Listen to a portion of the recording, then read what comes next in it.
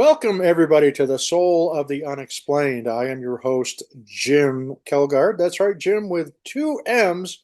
Why? Well, who knows? But that's just the way it is.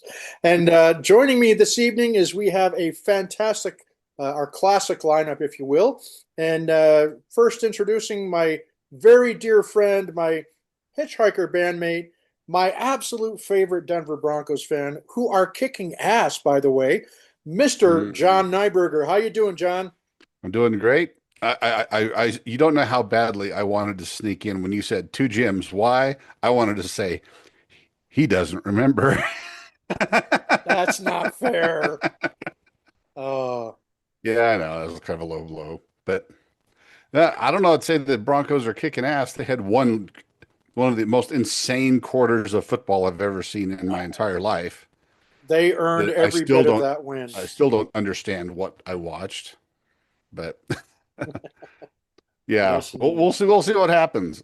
If they could play a little bit better the rest of the time, that'd be great.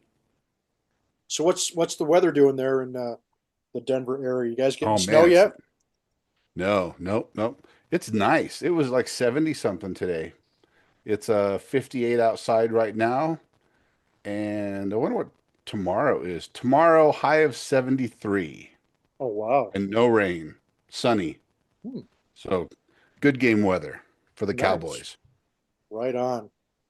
And of course, the I would be remiss if we did not give an awesome, heartfelt introduction to my brother from another mother, my very favorite person in the whole wide world, after my wife, that is. But again, brother from another mother, the co-creator and co-host of The Soul of the Unexplained, the man, the myth, the legend, Rogelio Stokes. Raj, how you doing today? Based on that introduction, let me go grab the guy you just described. So I'll be right back. Hey, Uh, everyone. Good evening, good morning, good afternoon, whatever time you may be listening deep in the night to the Soul of the Unexplained. Welcome. Super excited to be here. As always, it's fun to see you, Jim. Fun to see you, John. Very glad that we are able to get together and talk about all things unexplained. So, just to give a quick update on me, because I know many of you have followed my insane story of my heart. Um, Still pushing forward, still looking at different avenues. Unfortunately, I have not been able to find a surgeon that is willing to do surgery yet, despite the overwhelming evidence that there is stuff wrong with my heart. So, um, I'll keep everybody updated. But the the latest is that yeah, I my heart is not in great shape, but I'll take it a day at a time and let everybody know once I have more definitive answers.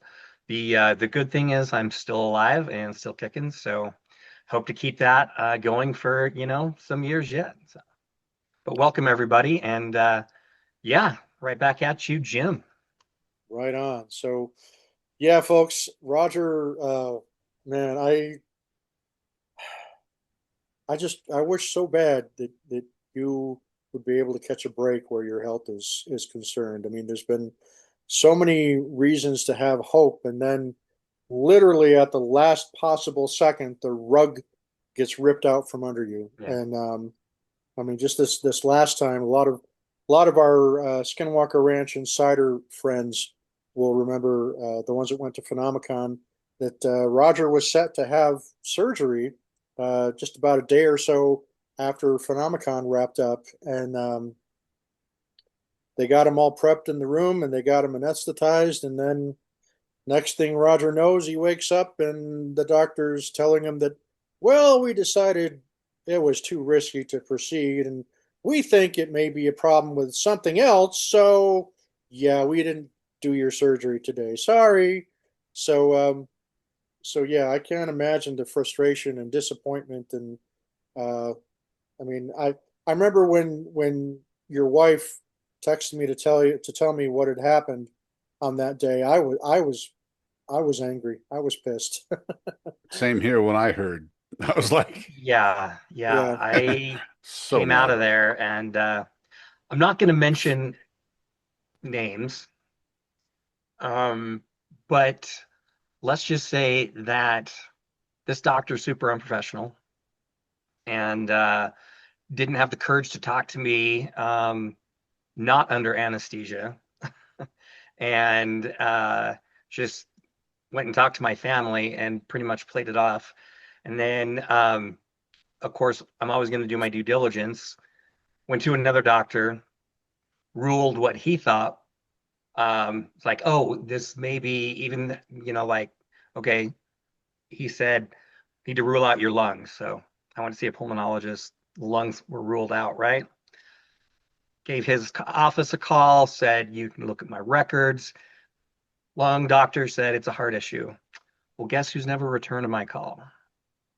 That's right.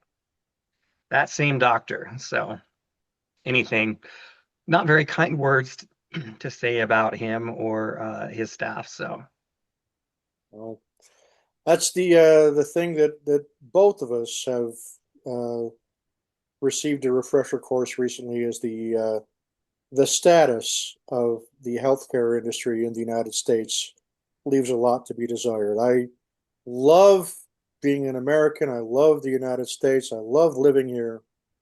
But if there's one thing that is absolutely broken beyond repair, it seems, is our healthcare system.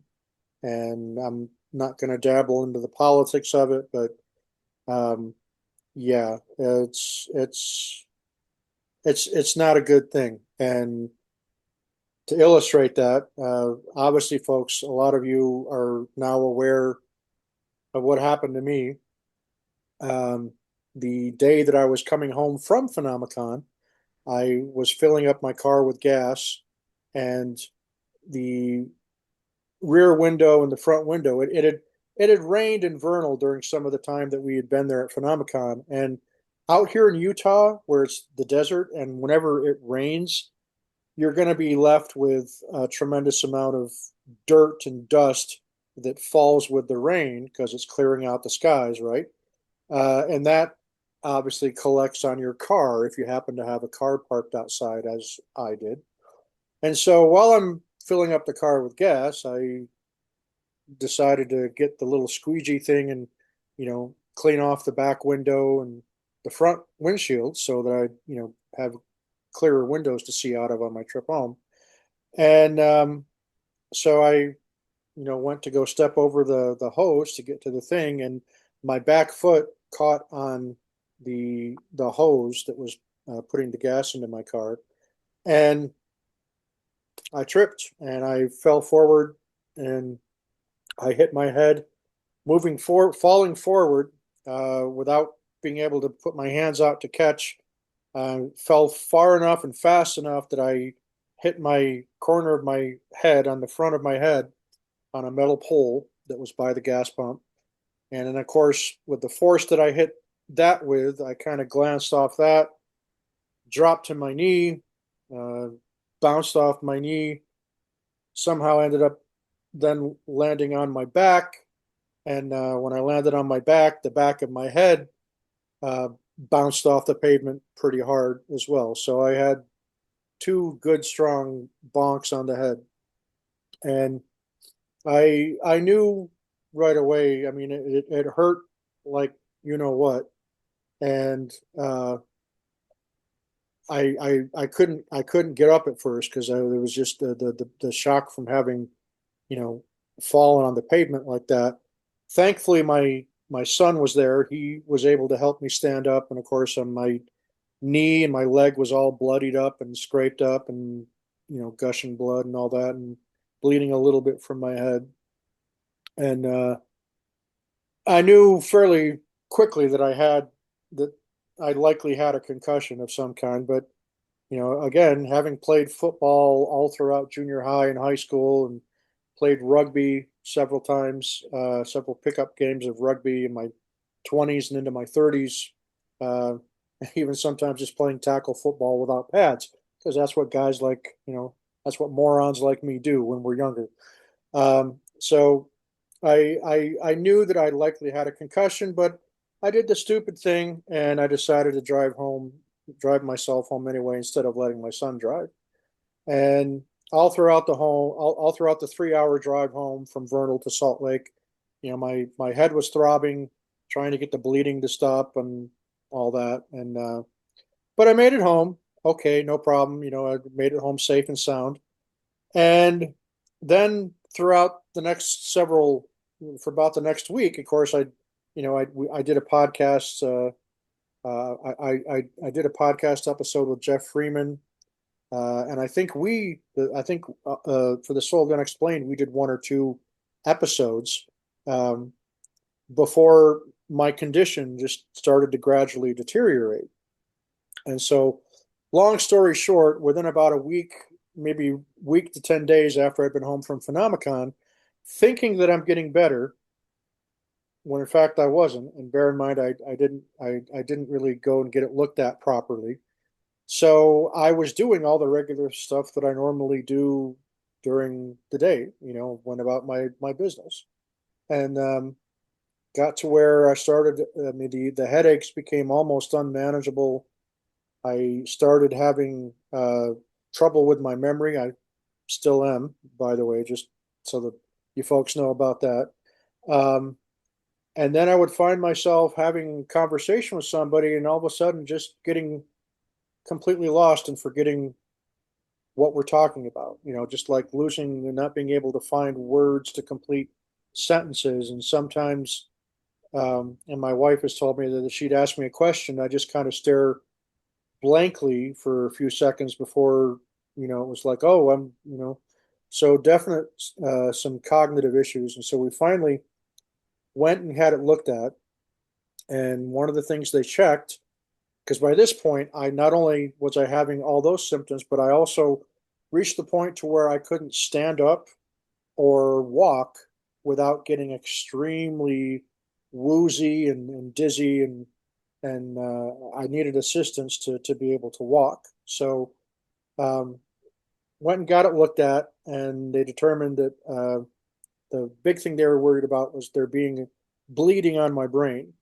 And so they checked that, and they didn't find any blood that had pooled in my ears or anything like that. And so they did a couple of basic neurological tests to check my basic motor functions, like putting the, follow my eyes kind of type thing. And I was unable, I mean, I failed even some of the most basic, simple neurological tests to indicate that there was some Oh, kind of damage that had happened. at some And point, didn't he ask you how long you'd been a Raiders fan? yes, as a matter of fact, that question did that did come up, and he's like, "Well, you're a Raiders fan, so there's not much to damage up there anyway." So Or is this a new thing? Did you just recently switch to becoming a Raiders exactly. So then I have a follow up with my primary care, and they looked at all the results from the other visit, and the determination was that I had what they call a grade 3 concussion, or a TBI, traumatic brain injury, um, and that just basically it just takes time to recover. So basically, I've spent the last 3 weeks, no joke, laying laying in my bed for probably 12 hours out of a day, and just waiting for things to reset. Because one of the things they told me is that brain injuries, trauma, head trauma like that, it takes a lot of time to recover. It takes, and everybody heals differently, and there's no, we don't know for sure what the long-term prognosis is because it's still too soon to know. But the good news is, for about a week now, I've been able to stand up and walk. No feeling of dizziness or woozy, none of that. My headaches are still pretty bad. Uh, I still deal with fatigue quite a bit. There's still some memory issues. So I've already asked John and Roger tonight that if they see me getting lost and see me just kind of like stop mid sentence and space out, that's kind of like their cue to to try to rope me back in so that we're not there. So I'm still Still not anywhere near 100%, folks. And what I've had to do is I've had to stay off social media for uh, going on at least 2.5 weeks now. Mainly because the blue screen of like being on a computer, being on my phone, is not good for a head injury. Apparently, I definitely notice it does make my headaches a little intensified and messes with my vision a little bit if I'm doing it for too long. So I've just barely in the last couple of days started, like today, I'm back on my computer to record this podcast. So we don't know how long I'm going to last, how long Roger's going to last. So it may not be a very long episode, folks. So just be prepared for that. But I just wanted to let everybody know that I'm doing okay. I'm going to be fine.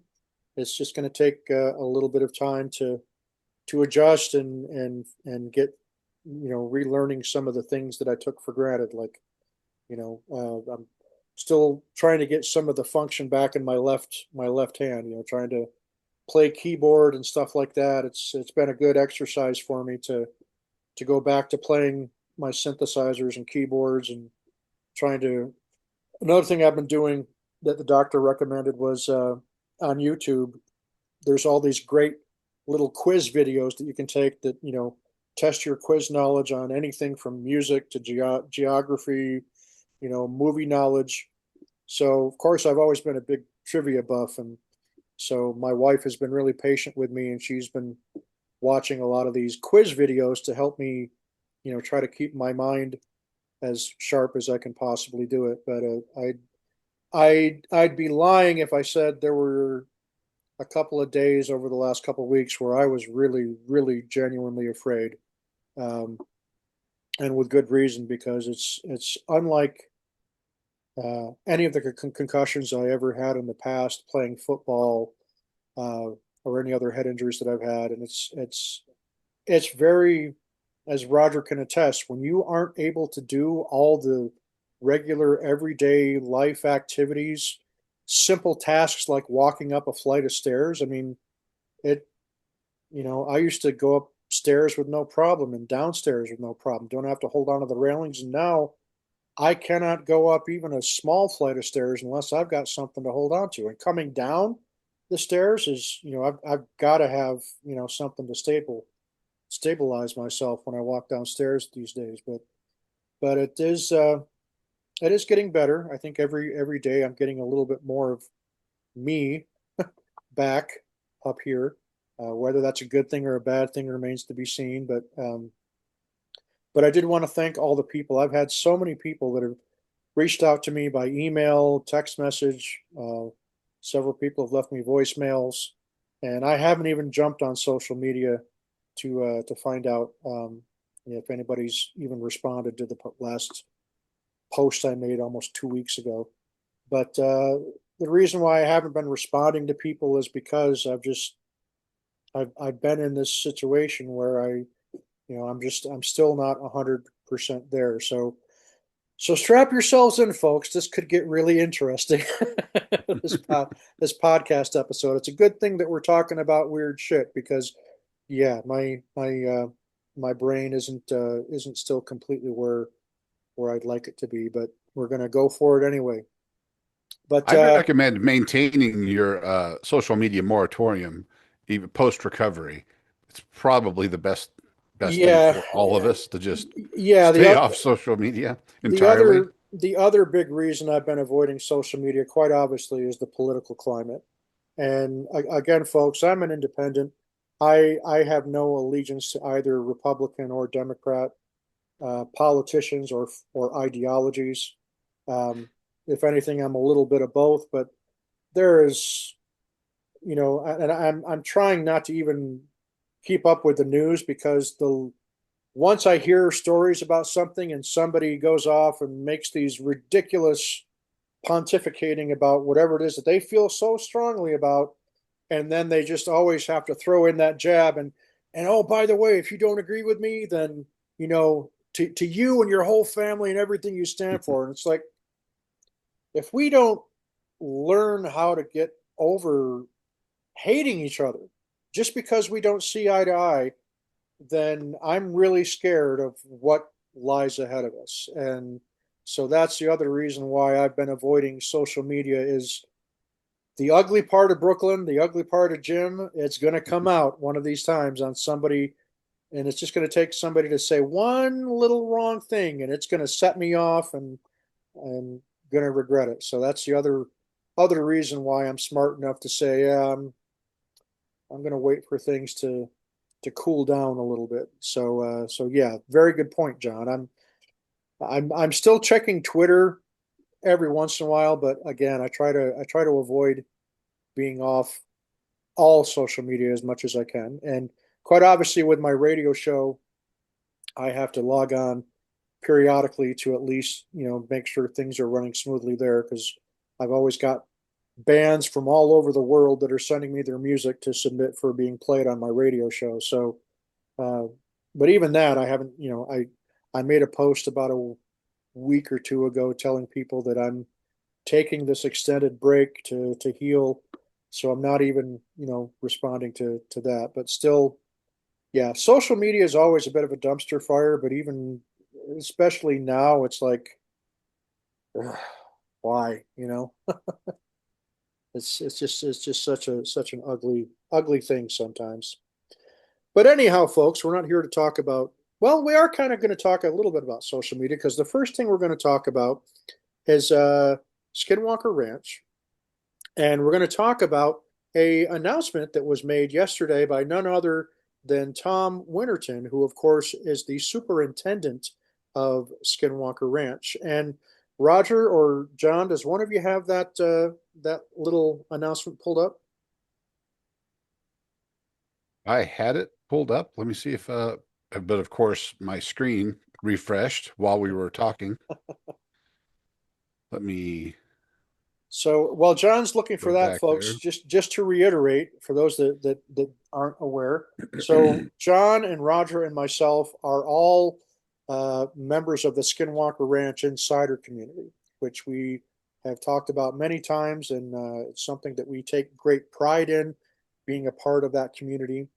And so this news that came out was shared with the Skinwalker Ranch community and was also shared on I'm guessing the Skinwalker Ranch official Facebook page and probably Tom's Twitter or X account as well, if I'm not mistaken. But there's been a development over there by Skinwalker Ranch, and it's pretty concerning. In fact, it's alarming. And John, if you've got that pulled up, would Yep. you mind going ahead and reading that to us from Tom Yeah. Winterton? Yep. This was posted yesterday. And I do want to mention something. It's about a letter. Well, it looks like Thomas is asking us for some help, but it looks Okay. like in the letter itself, the time limit or the due date for comments was yesterday. So, but still, just as an FYI, I'll read it in its entirety. It says, urgent to all our fans who follow our investigation at Skinwalker Ranch, we are asking for your help. This is a picture of a letter we received informing us that there is an application for a new oil and gas well. This specific well will be located on the property adjacent to Skinwalker Ranch. Most concerning, the exact location of this well is literally less than 150 feet from the anomaly in the Mesa.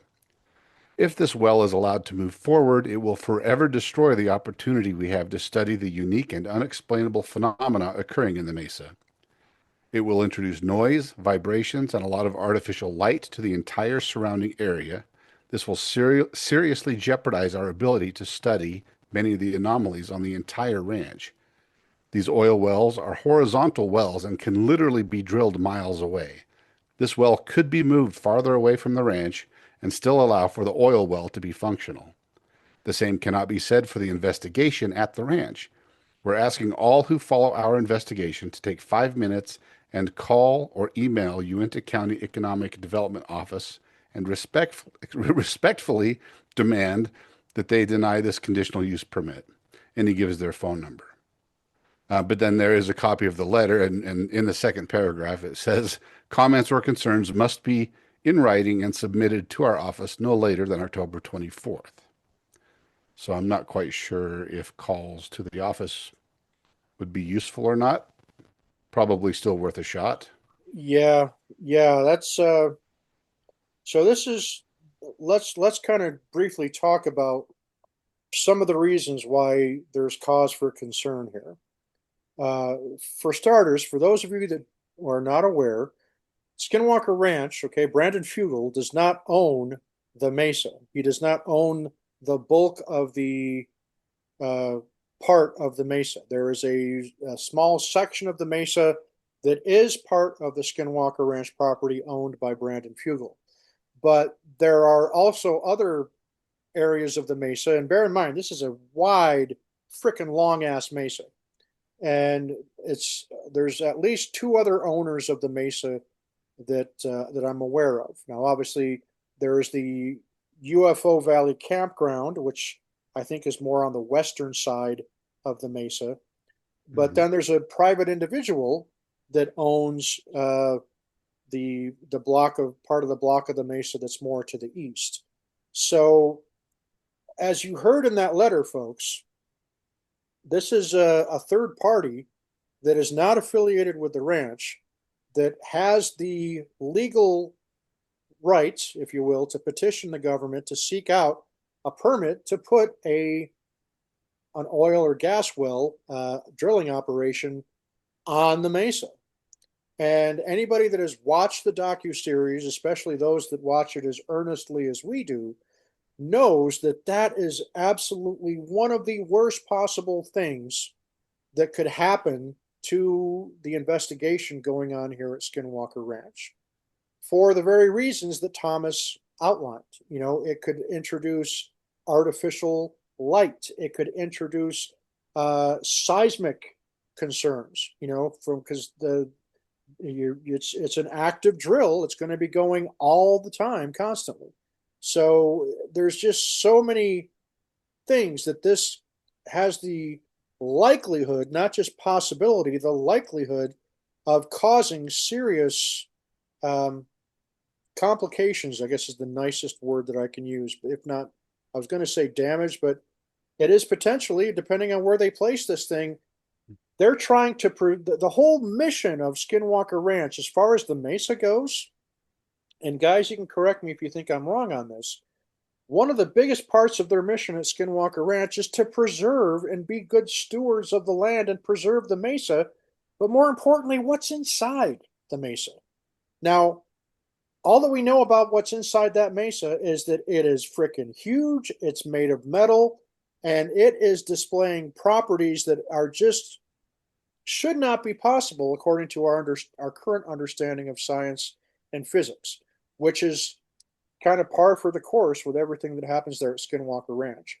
So it is imperative that we try to do everything in our power to lawfully and ethically try to keep this thing from moving forward as far as getting this drilling thing set up there on the property directly adjacent to Skinwalker Ranch that's going to be on the mesa. Um, when I heard this, I mean, my heart just sank when I read it, and especially finding out that we didn't. There's like one day to organize email slash telephone call campaign. Um, I'm Mhm. sure, I'm sure that was by design by whoever sent the letter. Because one thing I can tell you, folks, and again, I'm not trying to get political about this, but it's kind of unavoidable to an extent. So I'll do my best to tread lightly on any sensitivities that some of you may have. That particular region of Utah is replete with oil and gas wells. That is one of the biggest industries in eastern Utah is petroleum, petroleum industry. And so because of that, the local, the county governments, city governments place a pretty big priority on making sure that that industry is taken care of because they derive a great deal of tax from that particular industry. And there's a great deal of employment that is involved in that particular industry. And I don't have a grudge in any way, shape, or form toward anybody that works in the gas and oil industry. I truly don't, because whether you want to admit it or not, it's something that we need. It adds value.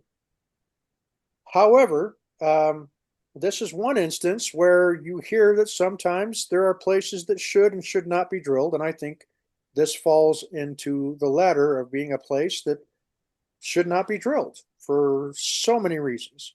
So for me, and I'm going to let each of you comment on this as well, I feel very strongly that we should do everything again within the law, within moral and ethical rights to stop this from happening. We want to support the Skinwalker Ranch team full stop. And my allegiance, my loyalty, my support, everything is 100% behind Brandon Fugel and his team in trying to stop this from happening.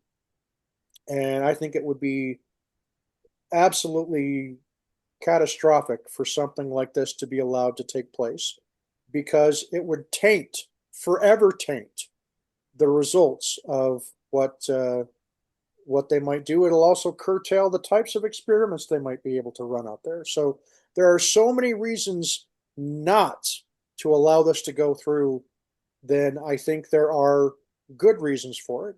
And as Thomas even said in that post, they're not even saying don't do it, just simply don't do it where you're talking about doing it. Go ahead, plant these things horizontally and just move it someplace to where it's not directly in the path or extreme vicinity of where crucial scientific experiments are taking place. I would love to find out to what extent the Ute tribe is able to maybe step in and help the guys from the ranch. Maybe they can get the support of the tribe to help them out.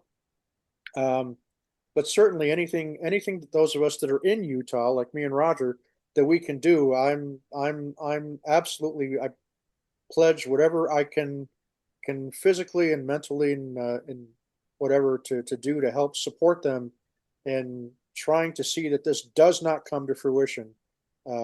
I'm 100% behind our friends at Skinwalker Ranch. Roger, let's start with you. What are your thoughts on it?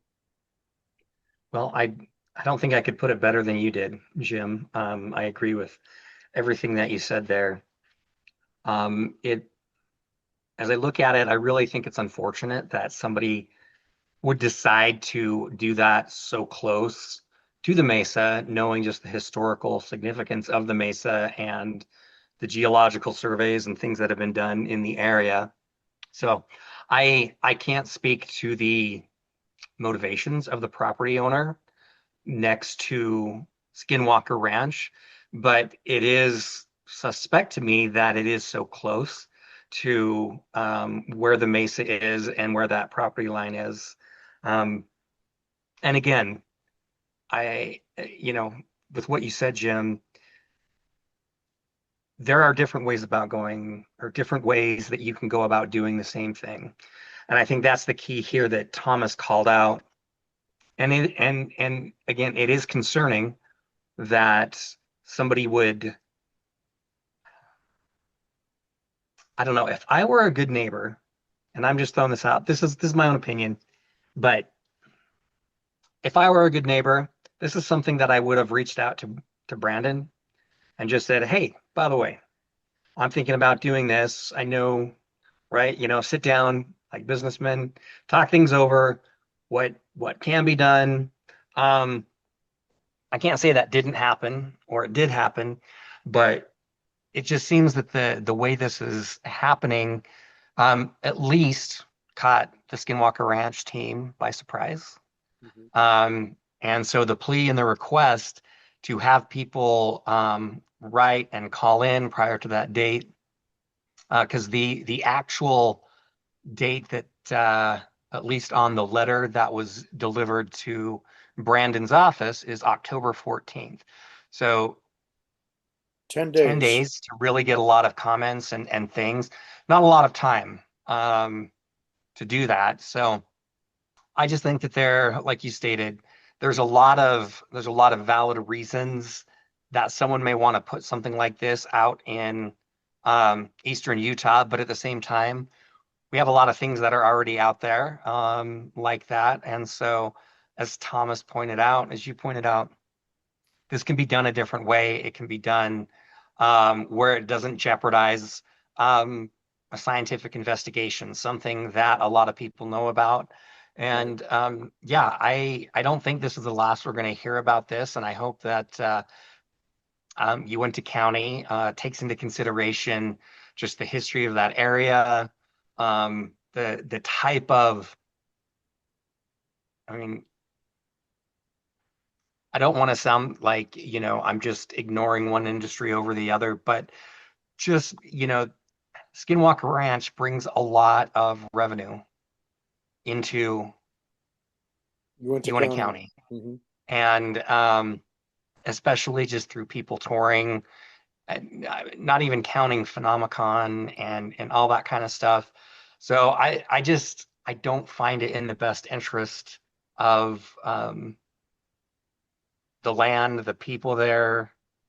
I mean, to me, there are a lot of unknowns, and I wished I knew them, but it just, on the surface, it doesn't feel good to me. It doesn't feel right to be doing that.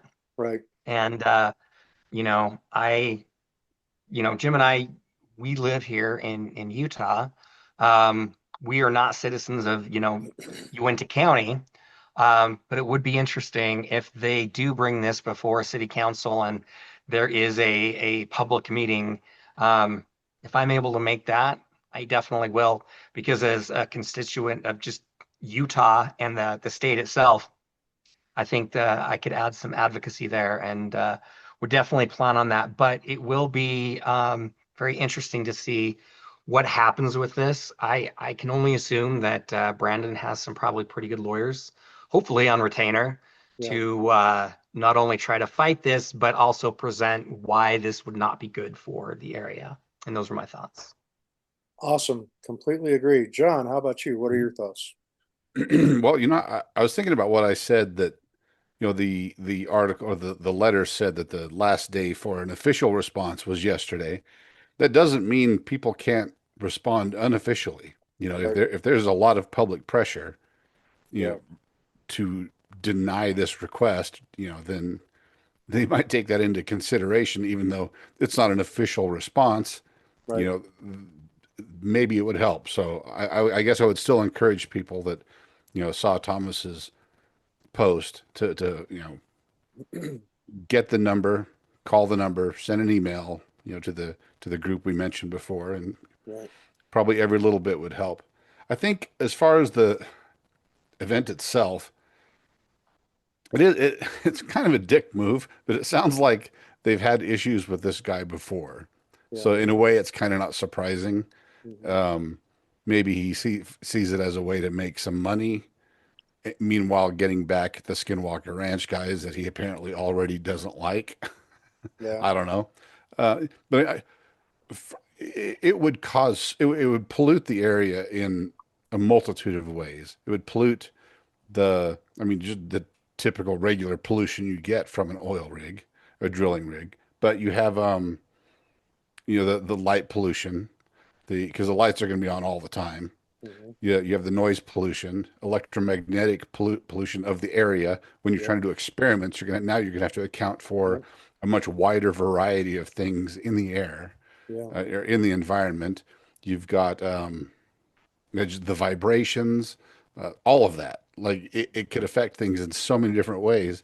And if any portion of it is bumping up against the dome, like I don't know where exactly this is going to be located, but if it's close to the dome, that could affect their study of that phenomena in particular.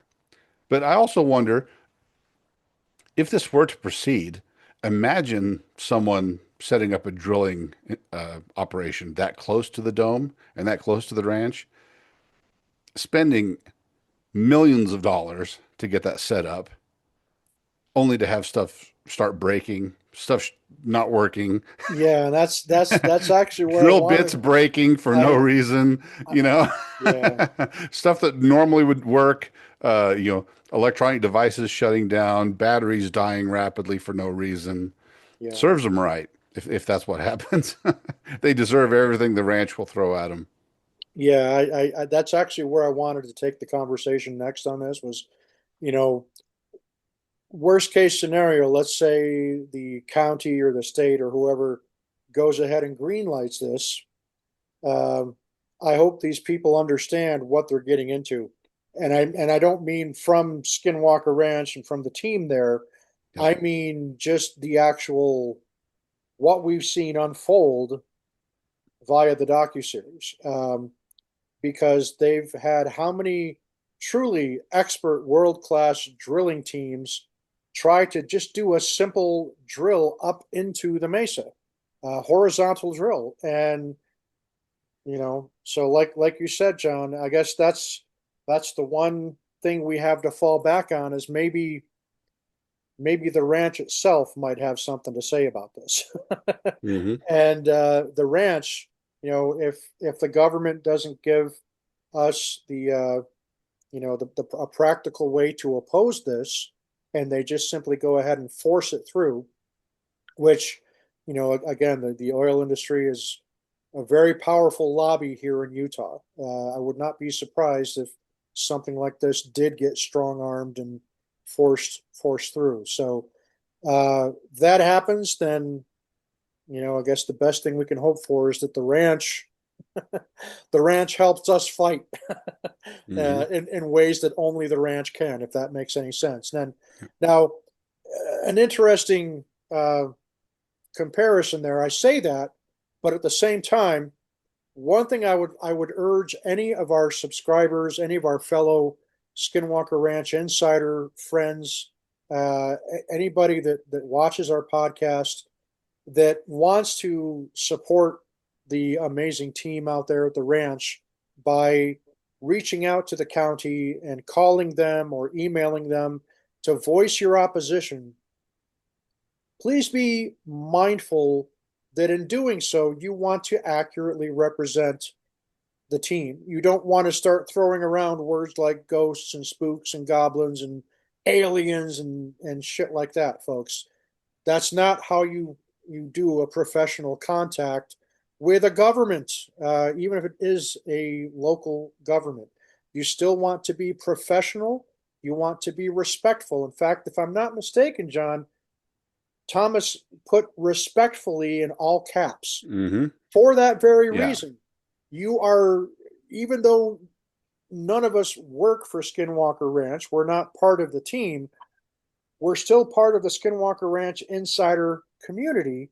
And so it behooves us even more to be more respectful and professional whenever we reach out. So don't don't be one of these simple-minded morons that calls up and leaves a voicemail for the county and starts talking about aliens and ETs and interdimensional, and because guess what, folks? There's an awful lot of people, including here in Utah, that really don't care about that kind of thing. And all they care about is the practical, real world application of laws and permits.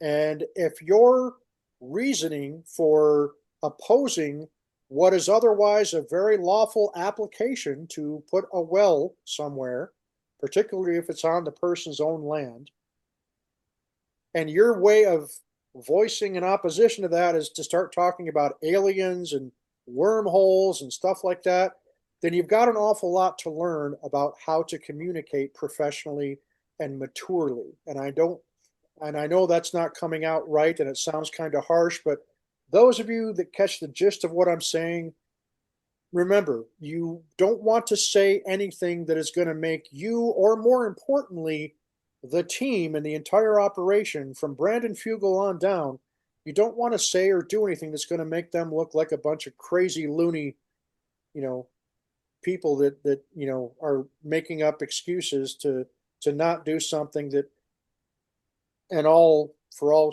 intents and purposes, has a right to be applied to.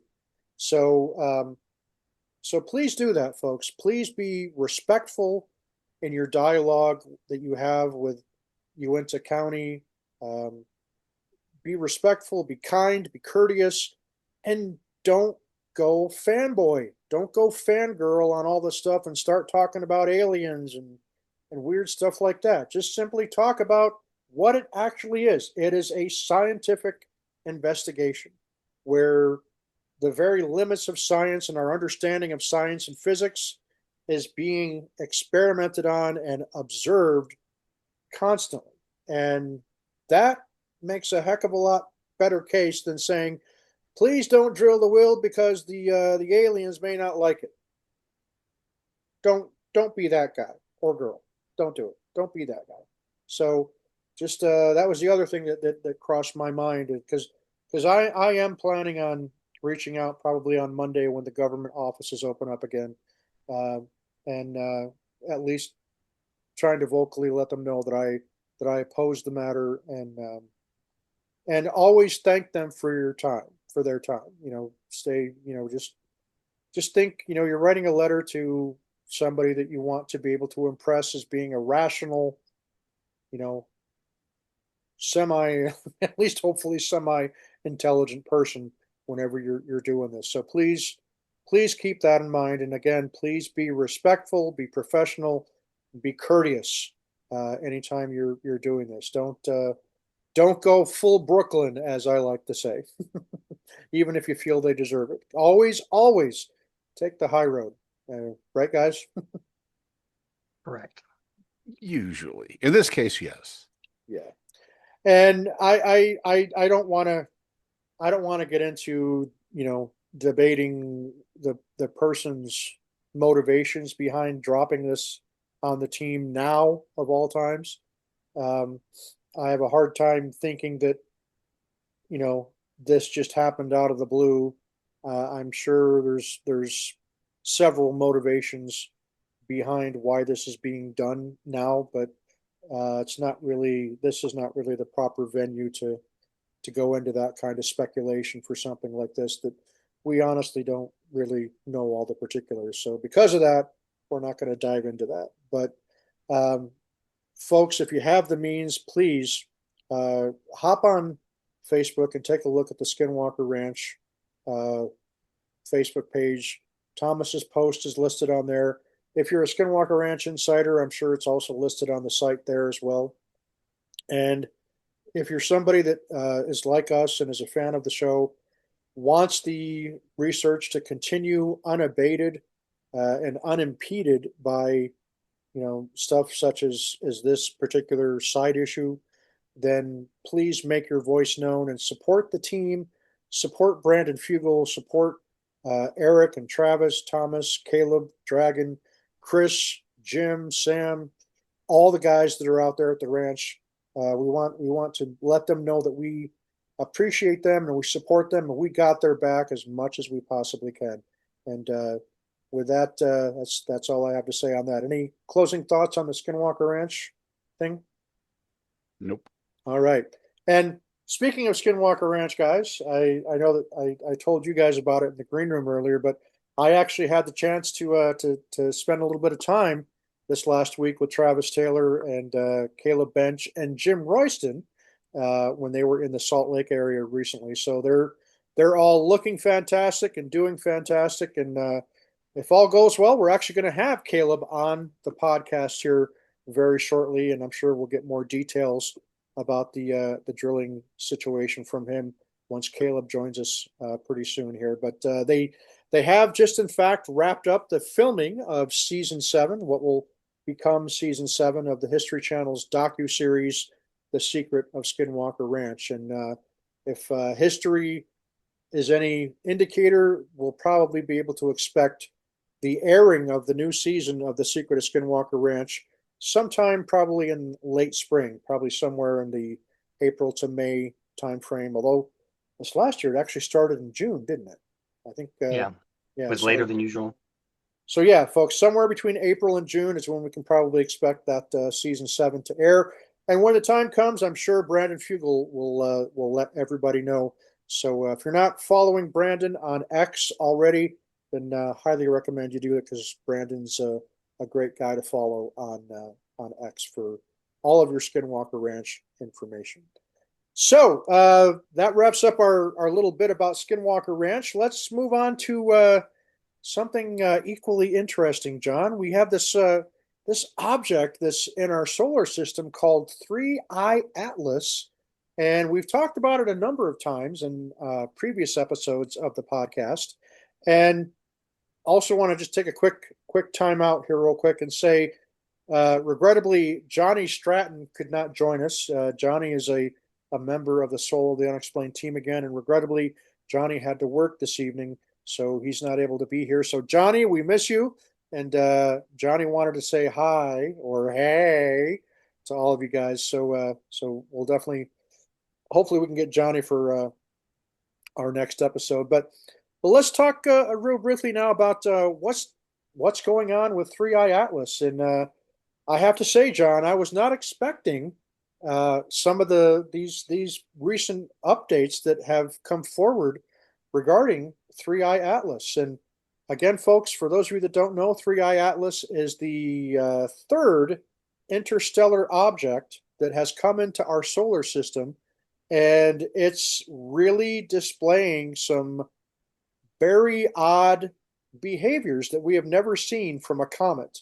And of course, Avi Loeb, the very highly regarded Harvard astrophysicist, and also the guy that heads up the Galileo project, Avi Loeb has said that there is a possibility, remote though it may be, that this object, this 3I Atlas comet, just might have artificial origins, meaning it's not actually may not even really be a comet or an asteroid, just like the previous object Oumuamua from a couple of years ago. They also thought that that might have been an artificial object of some kind.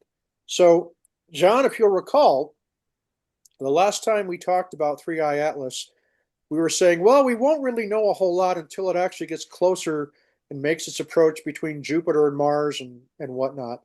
And that was a couple of months ago. So here we are.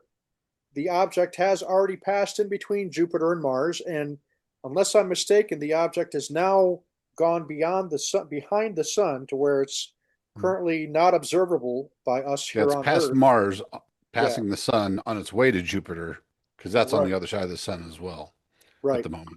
right. So, and as my whole take on the whole thing is, I I think that Avi Loeb is somebody that should be listened to. He's, for one thing, a hell of a lot smarter than I am. Not that that's a great accomplishment or too difficult, but he is a very highly regarded astrophysicist, and again, he's based out of Harvard University, one of the most prestigious universities in the United States, if not the world. So he's he said that there is a possibility. He didn't say that it's definitively yes or no. He just said that it's been displaying some characteristics that mean that it's truly got some anomalous things that he's been able to surmise in studying the object's trajectory as it's come into the solar system. And of course, John, one of the reasons why you and I roll our eyes so much when it comes to the online UFO slash UAP community is they blow everything out of proportion and take things out of Mhm. context. And you're invariably going to get these people that want so desperately to believe that aliens and extraterrestrials are on their way to visit us that they've taken that little bit that Avi Loeb has said and said, well, Avi Loeb declares that we're that 3I Atlas is an alien spaceship on its way, and the invasion is going to happen this November. And the reality is, Avi Loeb said nothing of the sort. They're just simply piecing together something to make the story more sensational. And what these morons don't realize when they do this is that it does nothing to move the whole greater topic forward in a sense of maintaining it as being a respectable, genuinely, legitimate field that we should be paying attention to. So where we are now, John, is that there's been some unexpected observations and deviations that 2 months ago we didn't think we would see. Am I right? Yeah, I think one of the interesting things, I don't recall the exact measurements, but um, originally, we've been looking for something a little more obvious, like a course change, something indicating it's working against the force of gravity, pulling it toward or past the sun. Something indicating that it has some power of its own, some sort of propulsion, and we haven't really seen that. But I think just right before it went behind the sun, there was a group that thought it had detected, like it should be outgassing enough to move its course. Like all comets do this. They start outgassing, and the outgassing itself affects the course a certain amount, and they can calculate, kind of a range of what that should be. And I think based on that, they had this been a normal comet, I think it should have been changing course by something like 2.5 degrees or 2.5, maybe not degrees, arc Yeah. somethings, arc Right. seconds, or I don't know, I don't remember what it was, uh, but it wasn't changing, Mhm. so that's intriguing.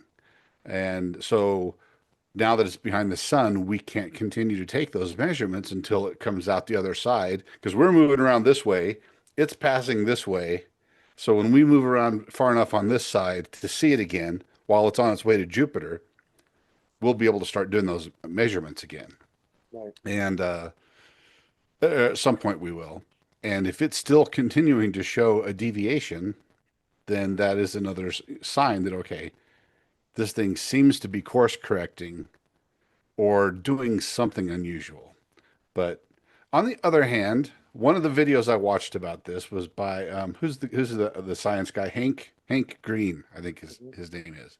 He talked a lot about this, and he kind of went over some of the more common reasons that people think this must be extraterrestrial, and because Avi Loeb uses a lot of the way he uses speech. He's like, this came in, this is incredibly unlikely, yet it happened. And this other thing is incredibly unlikely, but that's what it seems to be doing. And all of this stuff just adds up to be increasingly more unlikely. And one of those was that it was coming in at less than 5 degrees to our ecliptic, to the orbital plane of the solar system. Um, but Hank says it was detected by a system that only scans that region. So, of course, Right. if you're going to pick something up, it's going to be in that region because that's where we're looking. Like we're not necessarily looking everywhere else. The thing that picked it up was looking in that range and saw it. And he makes a great point. Um, I believe Oumuamua was the first interstellar object we had uh, definitely noticed and detected. Then there was the second one who the name slips my mind. Do you remember? Two-Eye Borisov. Yes. So this is the third one. So speaking of things that are unlikely, what are the chances that the third one we have ever in our history detected turns out to be alien? you know, like that in and of itself is also pretty unlikely. So I think yeah, there's some weird things about it. Its composition seems strange. The way the coma, the tail is behaving, a lot of that's strange. Right. There's definitely some weird stuff about it, but is there anything saying that this isn't a comet? Is there some weird comet? I don't Yeah. know that yet. And we're Oh, real and fast. Go ahead. Go ahead. Go no, ahead. If you. I've got a little bit here Oh, okay. from that video that you sent me. All credit due to the Angry Astronaut Yes. channel. He's one of the guys that you actually suggested that I check out, John, and his channel is fantastic because he Hmm? thinks he's just like us. He's a skeptic with an open mind, and he's not Right. afraid. He's not going to glom on to the sensational stuff, but when there is something that truly does not follow the expectation, he's openly honest and he says, you know what? We did not expect this, and it Hmm. is truly. However, I'm not going to make the jump to this point because this, and this has to happen first. Right.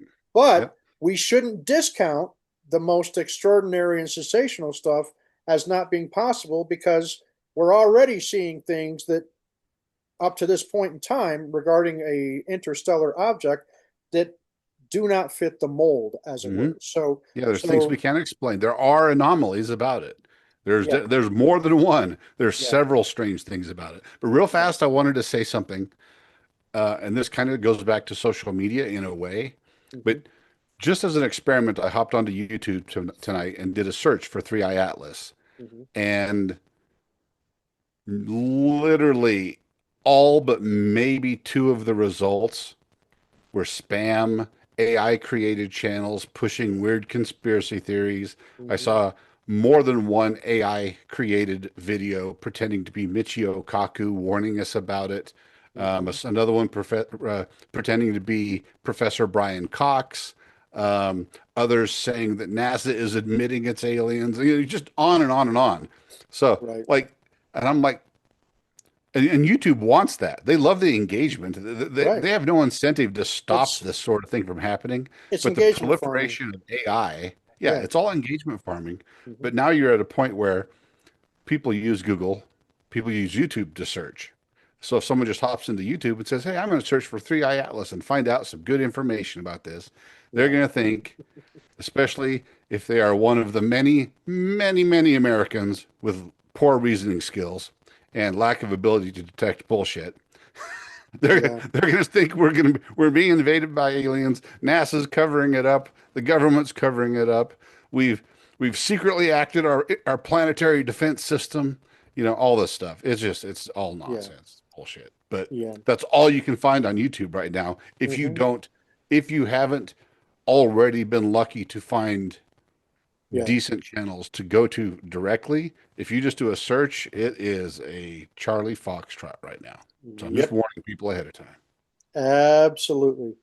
So yeah, folks, I'm going to real quickly read to you a little bit of a synopsis from this great video that the Angry Astronaut is the name of the YouTube channel, and this was posted, I believe, 2 days ago. And John, you're the one that recommended the video to me, and I watched it, and I'm so glad that I did because it's really good. So basically, the video starts out talking about what you just mentioned, John, how there's been this new coalition, international coalition, that is called the International Asteroid Warning Network, or the IAWN, that has been formulated.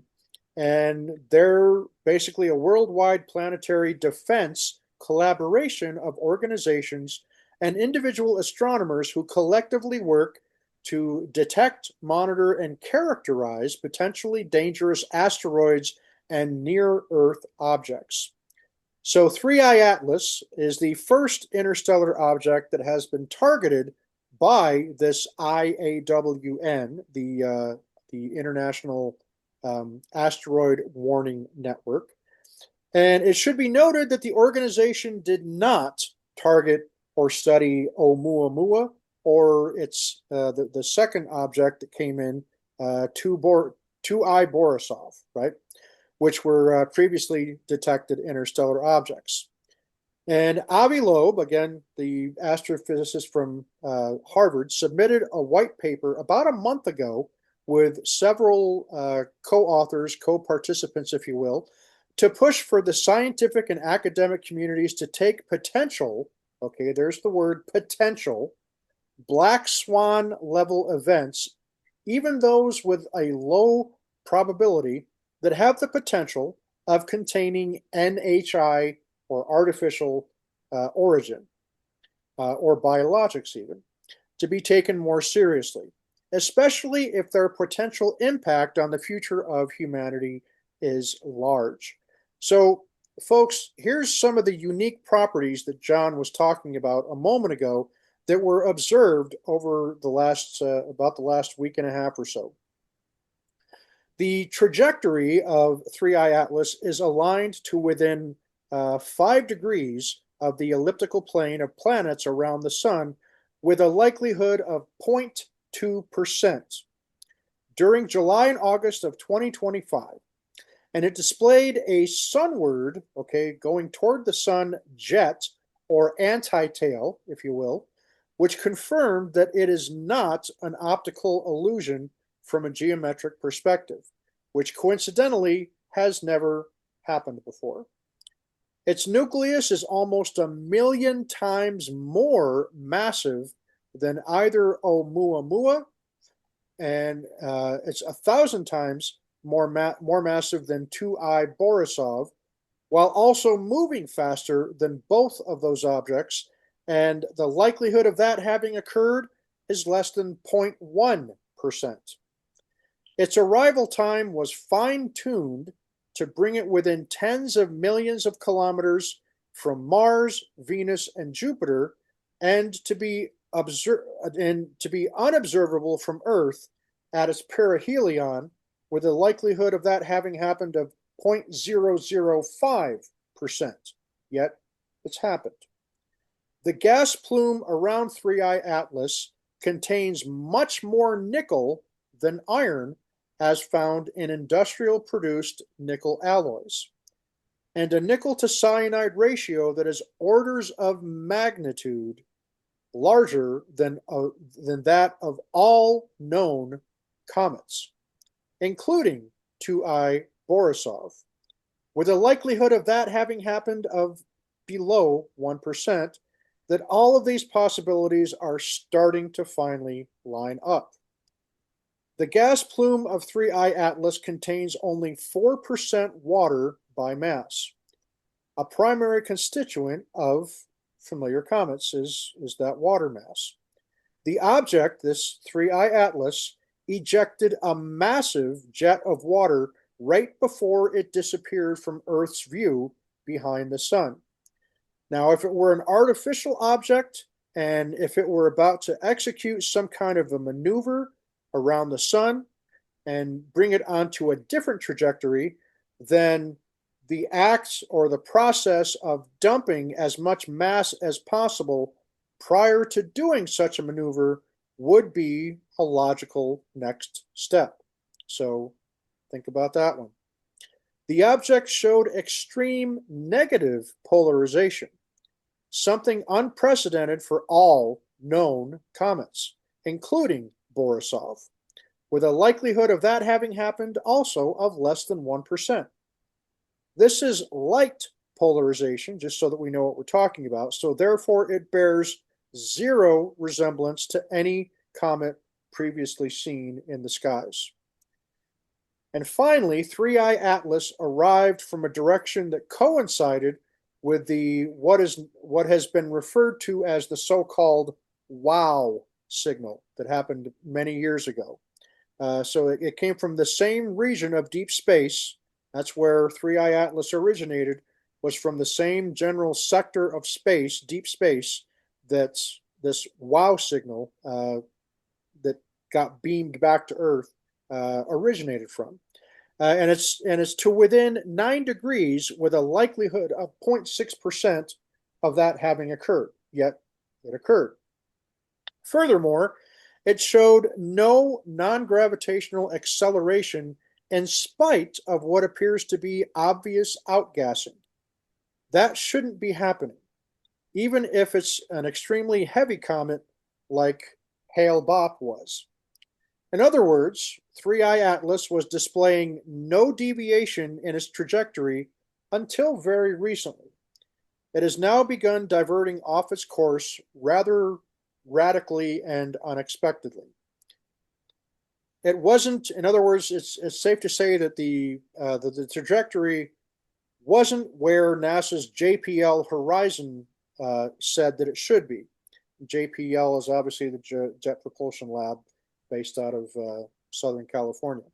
But JPL's official prediction placed 3I Atlas at a right ascension of 13 hours, 46 minutes, 57.51 seconds, and a declination of -8 degrees, 15 minutes, and 20 seconds using astrometric reference frames. However, the observations were actually calculated at this.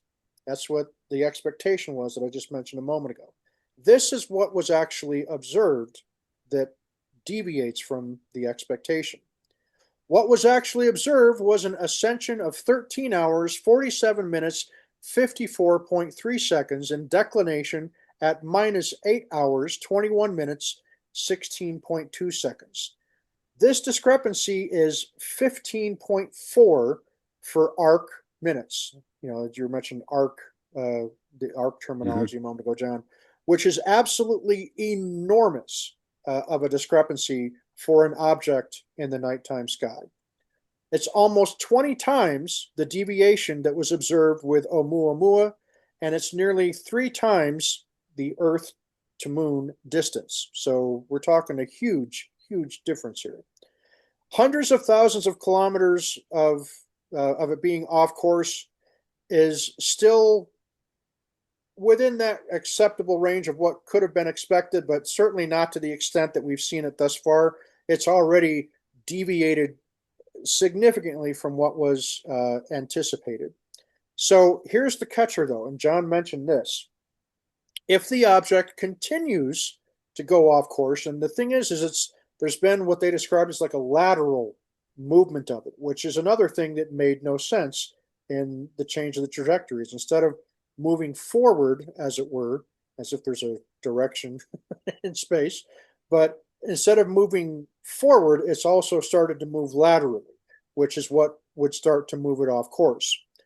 But if the object continues to go off course and continues to be erratically off course when it reemerges from behind the sun, then at that point, artificial explanations will have to enter the conversation, because no natural objects in space move like that and change course in such a radical way.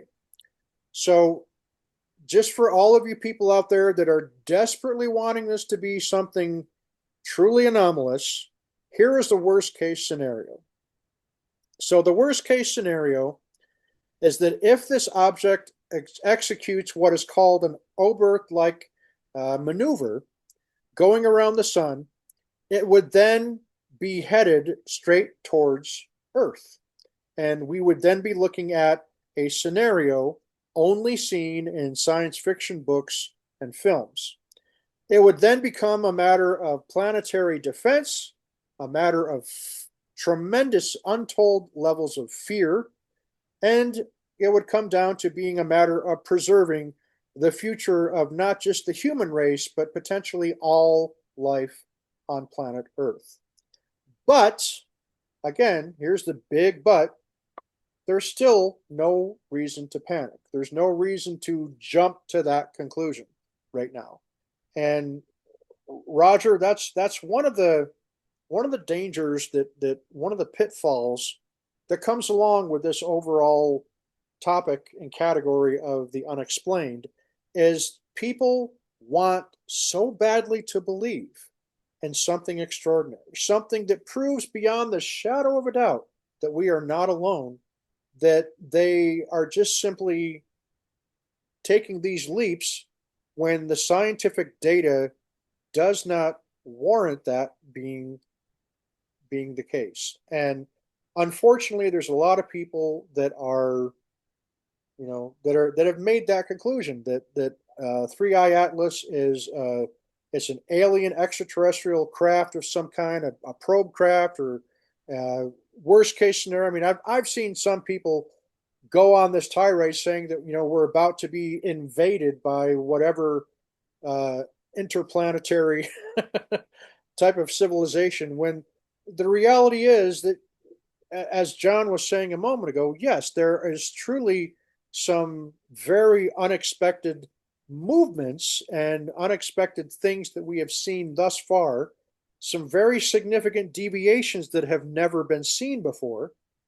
But unless this thing emerges from behind the sun and has deviated by millions of miles, it wouldn't be cause for concern if it's hundreds or even hundreds of thousands of miles. But if it emerges and that trajectory has continued to be altered to the extent to where we're talking millions of kilometers, then we truly, at that point, as the guy said, that's when we have to start saying, okay, now it's time to start bringing in the artificial the possibility that this thing may not be an asteroid or a comet. It may, in fact, be something else because what else have we seen? Do we know, unless there's some other kind of foreign body that's out there that was in space behind the sun that caused that it had to have collided with in order for it to alter a trajectory to that extent? Because remember, this is a mighty big piece of rock,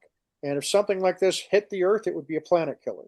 It'd be the end of us like that. And I'm not saying, and nor are any of the other experts saying that that's what's going to be happening here. So at the end of the day, folks, yes, there are some really interesting developments with Three Eye Atlas. There is definitely some deviations and some things that were not expected that do require us to maybe take a closer look, continue to take a closer look. But until we reach the point where we start seeing the data that says, okay, the trajectory since coming, back around the other side of the sun, and it's now been altered by millions of kilometers as opposed to hundreds of thousands, then that's when it's going to be time to say, oh, okay, now shit is getting real. Now it's time to really, so I guess then the question I would pose to either you, Roger, or to you, John, is let's go ahead and spitball and shoot from the hip and speculate here. What happens if that does indeed occur? Number one, do you think that NASA's going to tell us? Because I don't think they will. I don't think NASA. I don't think NASA would tell us anything if this were truly something extraordinary, something of epic proportion and significance that it is, you know, some other civilization, some kind of technology. I don't think NASA is going to tell us until they have absolutely no chance but to say, look up in the sky. It's obvious. I don't trust NASA to be that forthcoming with us. I honestly don't. And I'm not sure I trust the government, to be perfectly honest. I trust somebody, I trust these other independent sky watching organizations. There's other countries that I think would tell the truth before our own country would. Countries that have space agencies like Italy that are very open to discussing things like that. But you know, but the way I feel about it, guys, just to put it out there on the table, if this thing comes around the other side of the sun and it has moved off expected trajectory by millions of kilometers, and we really see that it's definitely not behaving the way that it's supposed to, will it be too late by that time? If it really does end up being a doomsday kind of scenario, will it be too late to save us from being on a collision course? Let's say it's still a natural object. It's still going to baffle everybody as to how an asteroid or something like that could have moved trajectory by itself to that great extent. But even in a scenario like that, if that thing comes around the sun and we find that it's then on a direct course or brings it to a heck of a lot closer, positioning with Earth, what do we do then? Is it going to be too late to talk about saving the planet and enacting some kind of, Armageddon, Michael Bay's Armageddon movie where they send two teams of drillers up to an asteroid that's going to hit the Earth? I mean, that's fairy tale. That's the kind of shit that I don't think ever would happen. But what if it is that? What are your thoughts going to be if we wake up in a couple of days and we get the announcement is that sure enough, Three Eye Atlas has altered its trajectory by X number of million kilometers. What is that, John? We'll go to you first, John, then you, Roger. What's going to cross your mind if that happens? Well, it would have to make a right turn of more than 90 degrees to pull that off, to turn back toward Earth. Right. So if that were to happen, it's clearly artificial. But I would say, well, that's all there is to that because you can't defend yourself against a massive interstellar object that can, you know, navigate like that. That's clearly some sort of power that we don't possess, or they don't want us to know that we possess, right? Maybe we hope that there is a secret space force that could help, that could do something. But I don't think we're in any danger. Like if it's some Yeah. sort of probe looking for intelligent life, it's not going to find any here. There is So no there's intelligent no life on point Earth. in it. I know. I mean, look at it. We're like the dumbest race on the planet, probably. They might see us, ignore us, and look at the dolphins. And go, oh, the dolphins are pretty cool. Right? This octopus is pretty neat. The elephants we kind of like. I don't know about those apes. God, they're weird and We stupid. we get the dogs, but those hairless apes. What the hell is up Yeah, with them, man? exactly. Yeah, that's what I would expect to happen. So, Yeah. uh, they're like, yeah, they're not done percolating. Let's, yet. Let's come back in a Right. few thousand years. Roger, how about you? What goes through your mind if the news comes out that Three Eye Atlas has deviated its trajectory by millions of kilometers, and as John says, it made that right turn at Albuquerque, right? And it becomes blatantly obvious that we're looking at something that is not what it should be. Well, What goes through your mind on that day? I know a guy that knows a guy that knows a guy who has had intimate dealings with the Galactic Federation. And I think on behalf of humanity, he should reach out to them and figure out what's going on. Right? Second possible scenario is we are actively seeing Star Wars play out in real time. This is the Death Star coming from a different part of the galaxy, and we are going to be annihilated. Mhm. And there's a convergence of the Force, and Sith Lords are on their way, and who knows? But in all reality, if that were to happen, I think that a lot of people would just be having that moment. And if it's on a collision course, well, there's not much that we, as far as I know, have the capability of changing something like that because it's artificial. It's obviously something that we don't understand. And so I would just say that people would have to prepare for a planet destroying event, or in the event it's heading our way and then slowing down, then I guess there's an opportunity to say, well, maybe we're welcoming a new visitor that Right. has been on its way for quite a while, and we'll have to see. I don't think either of those things are likely to happen, but you can never say 100% certain that anything. I mean, both possibilities are possibilities, right?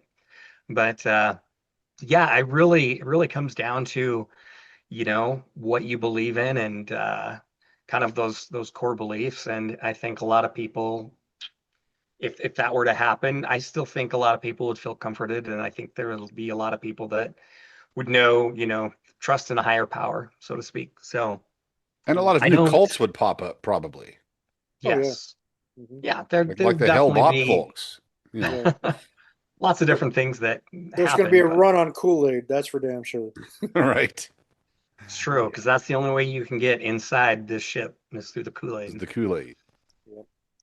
But yeah, Yeah. I mean, there's a lot of what ifs, and I don't think anything like that's going to happen. But I can tell you what, like in the history of that we know humanity as, if something like that happened, well, what a freaking awesome time to be on the earth. So, Yeah. You made a good point. I was envisioning, what if this thing came hurtling toward us and that was it? Well, yeah, there's nothing you could do.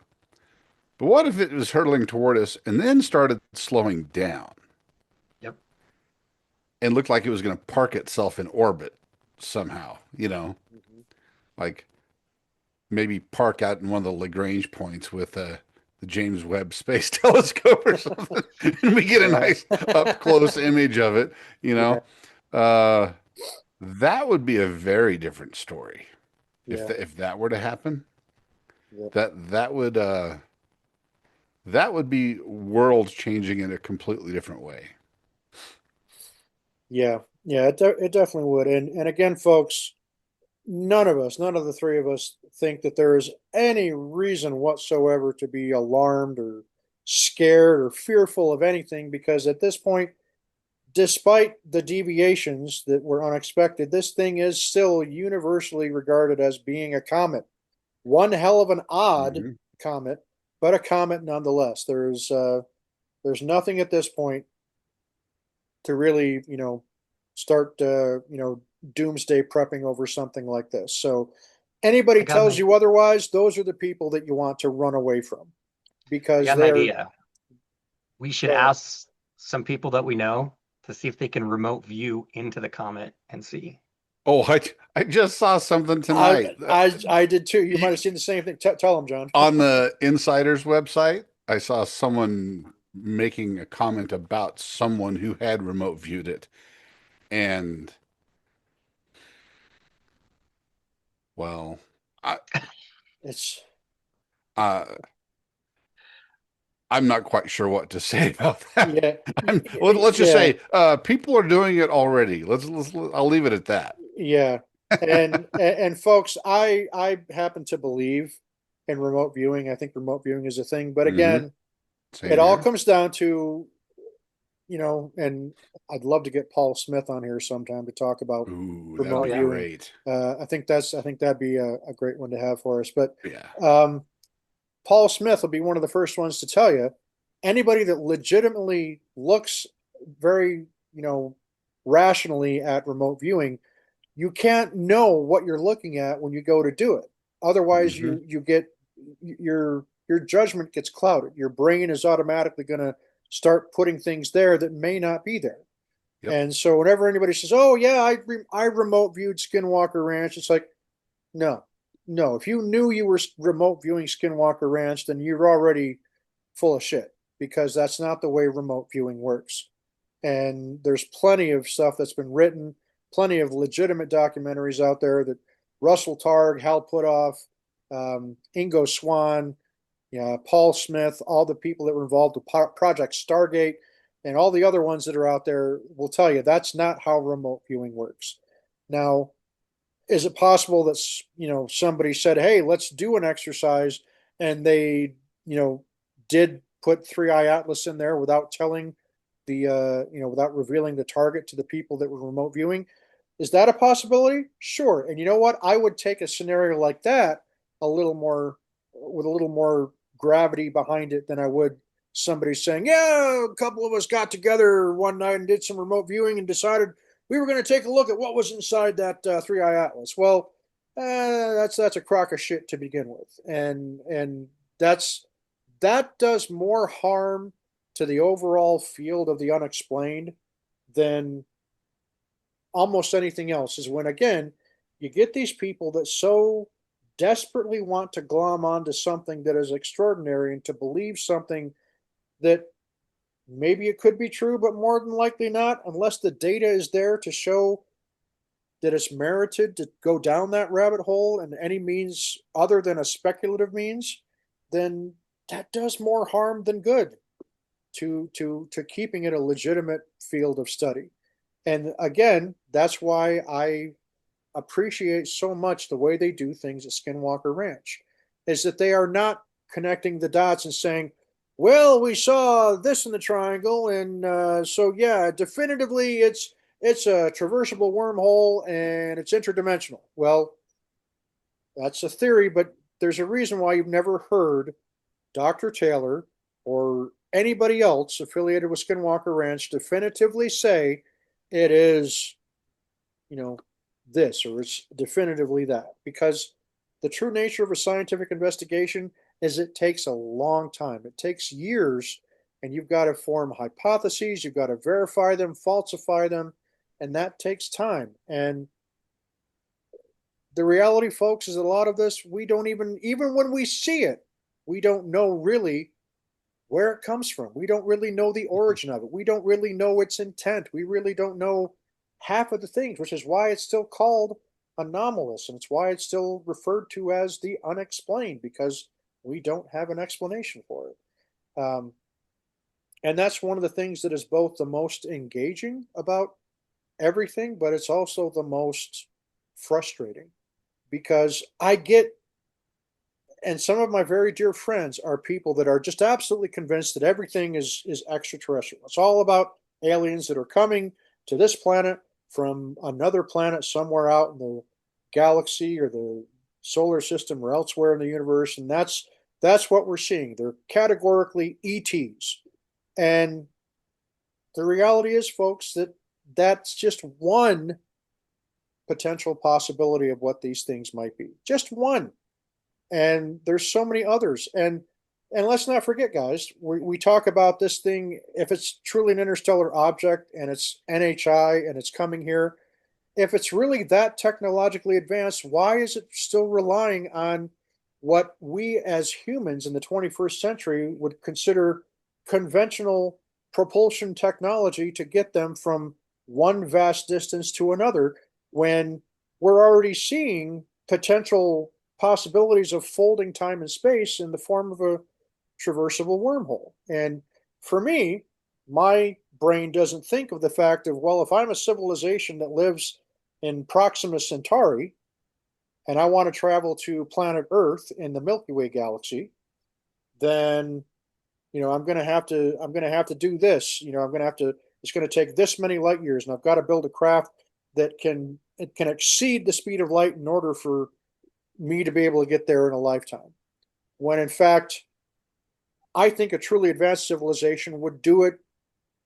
They'd make space and time work for them, basically, and take that distance out of the equation by folding time and space by means of what we would call a Lorentzian traversable wormhole. Now, we know that theoretically that's possible, but we don't know how to do it. So, again, people that think that these are all coming from vast distances doesn't mean that that's what it is. And I apologize if I'm sounding like a broken record because my brain's doing the foggy thing again, but um, I just think that a lot of people are shooting themselves in the foot by just simply being narrow-minded and saying it's aliens, it's ETs, and nothing else. No other possible solution am I willing to entertain. When it may very well be some kind of species that's always been on planet Earth right alongside humanity. It's native to this planet. It may even be here, may have been here before we were. It could be interdimensional. And the problem there is we still don't know how to define what interdimensional really means. Um, we have Maybe we philosophy. launched it and we don't remember. Yeah, and there's extra temporal. Maybe it could be out of time. It could be something time traveling from the future or the past. I mean, we just don't know. It's And V'ger from Star Trek: The Motion Picture coming back to say hi. there you go. Then and who's to say that maybe some of this NHI could not be something like a V'ger, like AI, that has evolved. So again, folks, we're getting into the realm of speculation, which is fun as hell to do. But ultimately, at the end of the day, we still have to have actionable data to be able to do stuff that we can quantify and say, okay, all right, this truly is something that is anomalous, you know, and we then begin the process of figuring it out from that point. But when you go into it, just having your mind made up and your mind set on it's okay, it's got to be aliens, it's got to be extraterrestrials. I think you're automatically handicapping yourself. And why would you want to do that? And once again, folks, I'm not saying it's not possible. You may be right.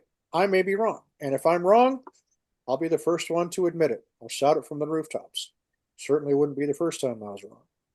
But I just believe that we should be cautious in what we allow ourselves to buy into when it comes to things that are extraordinary. And I realize that there are those of you that have been out there that have had actual personal experiences with what you think are extraterrestrials or NHI. And I'm not at all going to try to dismiss or discount the validity of that because, I can't prove it that it didn't happen, right? But when it comes to things like Three Eye Atlas, we need to let science do the work for us before we start really building on the extraordinary. We have to wait for the extraordinary to happen to some extent before I think we can really begin fully investing in saying, okay, Three Eye Atlas is, you know, the Cylon Empire making their way to work, making their way to Earth. So, There's a saying attributed to Benjamin Franklin that I think fits here. It's believe nothing you what is it? Believe nothing you hear and half of what you see. yep, Be skeptical. very, very, very wise. That's a wise guy right there. I don't even believe the stuff from the people I trust half the time. Dude, that everything gets hurts. everything gets put into this holding, you know, like this Yeah, space in my head that's like, well, okay, I trust this person. This could be true. It doesn't mean I believe it. right. Don't rush into this need to believe in things. Keep your mind open. Stay open to the possibilities. Yep. Wait Hey, for some evidence, Scooby-Doo right? was real. You cannot convince me otherwise. Scooby-Doo was real. Well, if that's the I believe case, then that. I'm declaring the reality of Optimus Prime. Folks, outgassing doesn't just happen on comets, it happens at Taco Bell. And I can attest to that because I've seen Roger do it myself. Oh yeah. Oh, okay. Derailed on that one. So that wraps up. We'll finish up here tonight, gentlemen, with there was another whistleblower that came forward, kind of, and it was brought to our attention by none other than George Knapp and Jeremy Corbell via their weaponized podcast. And this guy's name is John. Is it Don or Dan? Daniel. Daniel, and what? I know I'm going to butcher his last name. It was Gawker, Gawkerel. Gockrell. Yeah.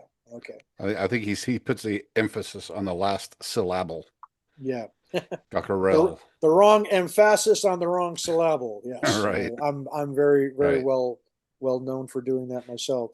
But in a nutshell, we'll just briefly touch upon this because we're already kind of going a little longer, and I can already feel my brain kind of drifting and getting lost. So correct me if I'm wrong, John. This guy is another individual that uh, is confirmed to have worked at Nellis and Area 51, correct? I don't know about that. I think this is the guy who saw something at Eglin. Eglin, that's right. That's right. Okay, sorry. Yeah, my bad. So, and it involved a triangle Yes. shaped craft. Is that correct? Yep. Yep. Yeah. So this guy, this Daniel Gockrell, was one of the people whose name had been submitted to Congress before the last UAP hearing, the one that Dylan Borland and George Knapp testified at. And for whatever reason, this guy was not selected or was ultimately not invited to participate in the last UAP hearing. But the reason I wanted to bring this up, John, and again, I hate to sound like the cranky, cantankerous, turn that damn ZZ Top music down and get off my lawn, kind of old man.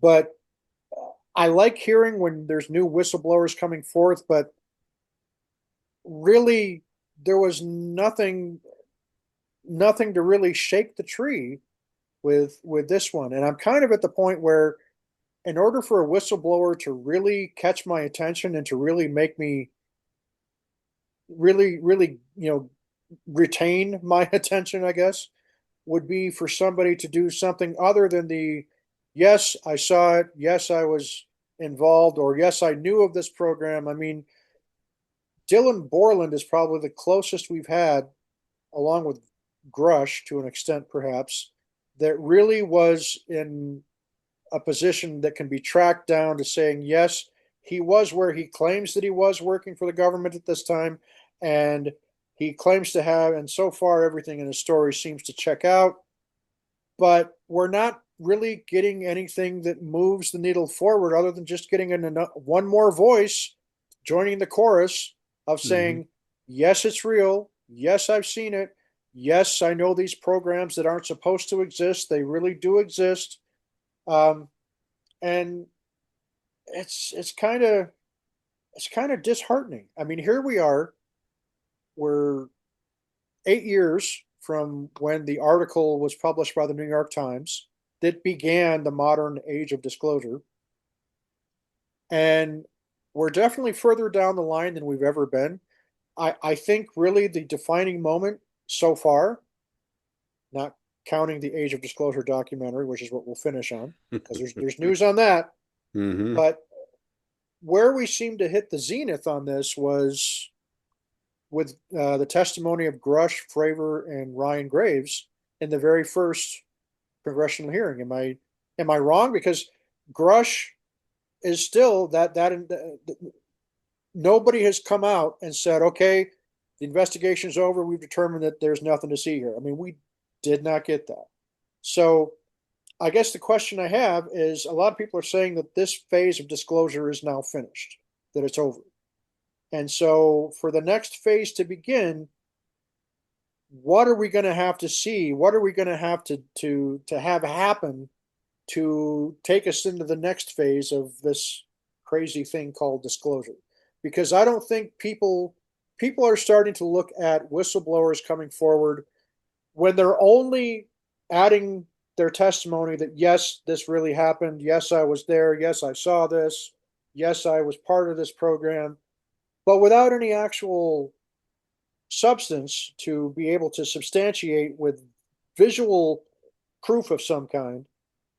We're kind of at the stage where it's like the space program was after, you know, after a while launches, the Apollo missions to the moon were no longer interrupting TV broadcasts to broadcast the launch of Apollo spacecraft.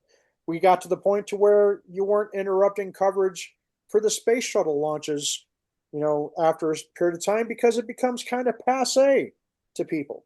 It kind of comes, I believe the French term is de rigueur, which is, it's just kind of become part of your just something that that happens. It's not really news, I guess you could say.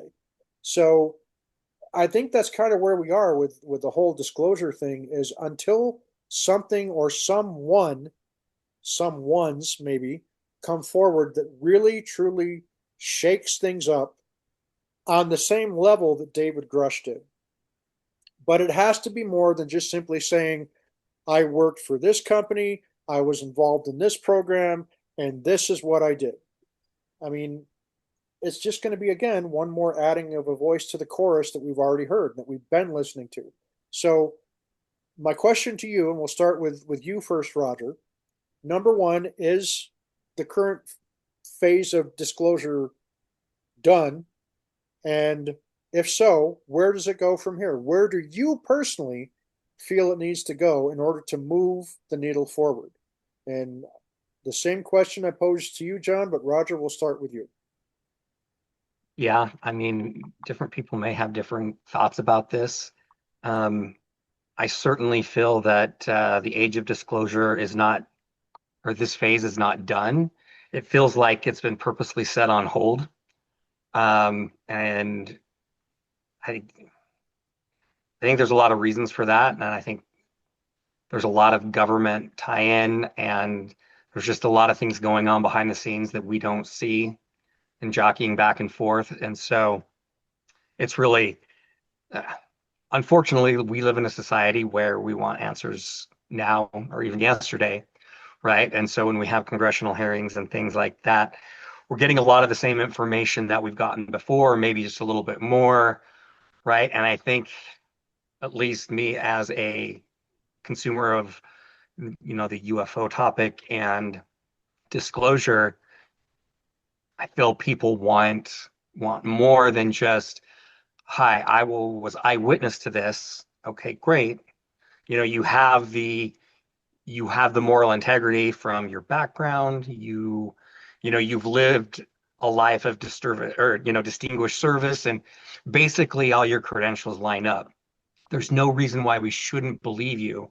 And I think a lot of people that are looking at it are like, this has been going on for quite some time. So where's that next step? Logically, people want to see evidence. They want to see, if you're claiming that there's a crash retrieval program, you know, show us where these crash retrievals have happened. Show us what has been retrieved. That's not, I mean, people can claim, oh, yes, well, it's super classified. Well, there's got to be some stuff that could be unclassified. But the problem with that, and I don't know if we're ever going to get there, is obviously our government, at least, doesn't trust its people enough to say if there's truly crashed UFO out there and there are truly alien beings, they're obviously not going to be paraded in front of us. Nothing's going to come out until it absolutely has to, or there's just full disclosure, because we now have multi-alien ships hovering over the different capitals and things like that of all the world government. So I would really like to see more than just, I think it's a great start, but you got to build that foundation. You got to start leading people to that conclusion. You've got to have more substantial evidence. And I think we're in a day and age now. We've got a lot of video, we've got a lot of stuff, but again, right? It's how it's vetted. Who do you believe? What's been changed? What's their motive? And I would really like to see some, honesty and transparency. I just don't know if we're going to get that anytime soon. Well said. John, how about you? That was Number very one, diplomatic. yeah. Number one, is the current phase of disclosure coming to an end, or is it at an end? And if so, what needs to happen to kickstart the next phase? And where does it need to go for not just for you, but for everybody else? Do you think? And I don't know. I don't know if it's over. I, I Part of the problem is no one knows who to trust. And we have an endless stream of fakes and bullshit artists like Jason Sands, Michael Herrera, Lou Elizondo, Sarah Gam, that either are flat out bullshitters or they exaggerate their participation in various activities for their own ends. And at some point, I think that just wears people down. That they're telling stories that you can't verify. There's always, oh, we're getting close. There's always something coming on the horizon. We're getting closer. There's going to be a big breakthrough, and the breakthrough never comes, right? Right. That's where we've been for the past several years. And I don't know what's going to help that, to be honest. I don't know that we will ever get disclosure if by disclosure we mean the government telling us the truth about what it knows. Mhm. I mean, anyone with eyes can see we have nothing but bullshit and nonsense oozing out of every crevice of our government right now. Yep. Like Mhm. you will never, I don't know how you, although I will say, I love that this topic seems to break down the partisanship. Yes. Well, I love that, and I can't overstate how much that means. That that does seem to, at least to some extent, break down some of the partisan barriers. And there are people on both sides of the aisle who are legitimately trying to get some traction on this issue. Right. I don't know how successful they're going to be, though, Yeah. and I don't know what they can do to force it, especially if there is this true. I'm not going to use the phrase deep state because I freaking hate that term. Mhm. But what if there is this secret cabal? There is this other program that's behind the scenes that is way, way, way more powerful and entrenched than people imagine. Right. Maybe they don't, if they are pushing back against disclosure and they're that powerful, then the only way we're getting disclosure is catastrophic disclosure. Something else doing the disclosure for them, whether they want it to happen or not. And Right. maybe that's what it'll take. Speaking of the age of disclosure, I hope that will move the needle. I think people, when they see it, I hope they aren't so jaded the UFO buffs are going to say, "Oh, we knew all this." Hmm. Maybe you've heard most of it. You haven't heard it this way, and you haven't heard it from these people. And I Right. guarantee you, there's going to be some new things in it you haven't heard said this explicitly and plainly and clearly. Right. And if you hear it, you're going to be like, okay. And when you see the people that are in it, we're talking, you know, some pretty big, well-known people, Hmm. congressmen, senators, uh, admirals, J. Mother effing Stratton, Travis Taylor, Eric Davis. Oh, there's all these people that they, when they say something, it means a little more than just your random person whose credentials you can't verify, Right. who's, what's the other guy's name? Barber, Jake who's Barber. clearly lying. His DD-214 completely proves that he's lying. Yet all these people believe him. You know, like you can go look at these other people, or same with Lou Elizondo. Look at his DD-214. It's like, dude, you are not what you claim to be. Yeah. You did not get the training you claim to have gotten. But you look at Jay Stratton, Travis Taylor, Eric Davis, Hal Puthoff, and all the other people that are in that documentary. Hmm. These people are the real freaking deal, and you can go verify what they did. Right. You can verify their credentials, and I Hmm. think that is a really big deal. Whether it moves the needle, I hope it does. I don't know if it will. We'll see. Yeah. Um, yeah, I guess it The remains to be seen. I am clearly very jaded and pessimistic Yeah, and because I'm just kind of tired it, of all the horse shit. it's hard not to be, right? It I is. mean, I go back to looking to when Roger and I first started the Soul Dead Unexplained, and I was so gung ho. I was so, passionate. It's like this is all just amazing because there was always these new sources to go to get the details on some of this stuff, and it just gradually over time you begin to realize that the person that you thought was at the forefront and was a good, purveyor of knowledge and information turns out to be doing it for their own personal get rich quick agenda. Like you know Lou Greer. I, Greer. I was thinking more of Greer because when I first started Yes, out, Greer's a good Greer point though. Greer Yeah. Greer was like, because if you go back and watch his movie Unacknowledged, that movie is still really impressive. And I still, for people that are just getting started, wanting to learn more about the field, I still start them out on that video because there's a lot of great stuff in that hmm video. And the work But he did with the Disclosure Project initially, I mean, come absolutely, on, that was a big deal. we I don't think all it went the way he wanted it to go, right. but And it still was a substantial effort, and he deserves some credit for it. I think we all owe a huge debt of gratitude to what Greer got started. And then somewhere along the way, shortly after hmm the Unacknowledged, with the success that brought, because that woke up a lot of people, that Unacknowledged video that he did. But then when he starts pushing the CE5, and folks, I know there are some of you out there that are absolute big adherents and practitioners of CE5, and that's your deal. That's what if that's what helps to put you in good frame of mind, then embrace it, go with it. But for me, that was a bridge too far, and it's still not something that I personally am comfortable involving myself in. But I'm not going to make fun of people that are. But what I do take issue with is the fact that Greer went and made this jump from this amazing truth bomb of Unacknowledged to the CE5 thing, and then he starts building on how, oh, the government's going to be doing this big false flag of an alien invasion, and that's why you can't believe anything that comes out of Elizondo's, Grush's, or Stratton's mouth because they're all grifters and they're all just going to try to get you to believe that the aliens are all evil when in fact all these creatures are more benign and benevolent than we are. And I'm sorry, but I just I can't subscribe to that train of thought. It's too far I mean, Evil Knievel wouldn't attempt to jump like that. I mean, it's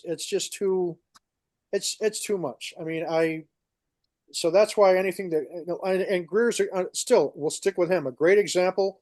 He said last year, or maybe it was earlier this year, in the next 72 hours, I'm going to be making the biggest drop of documents that anybody's ever seen, and it's going to, disclosure is happening now.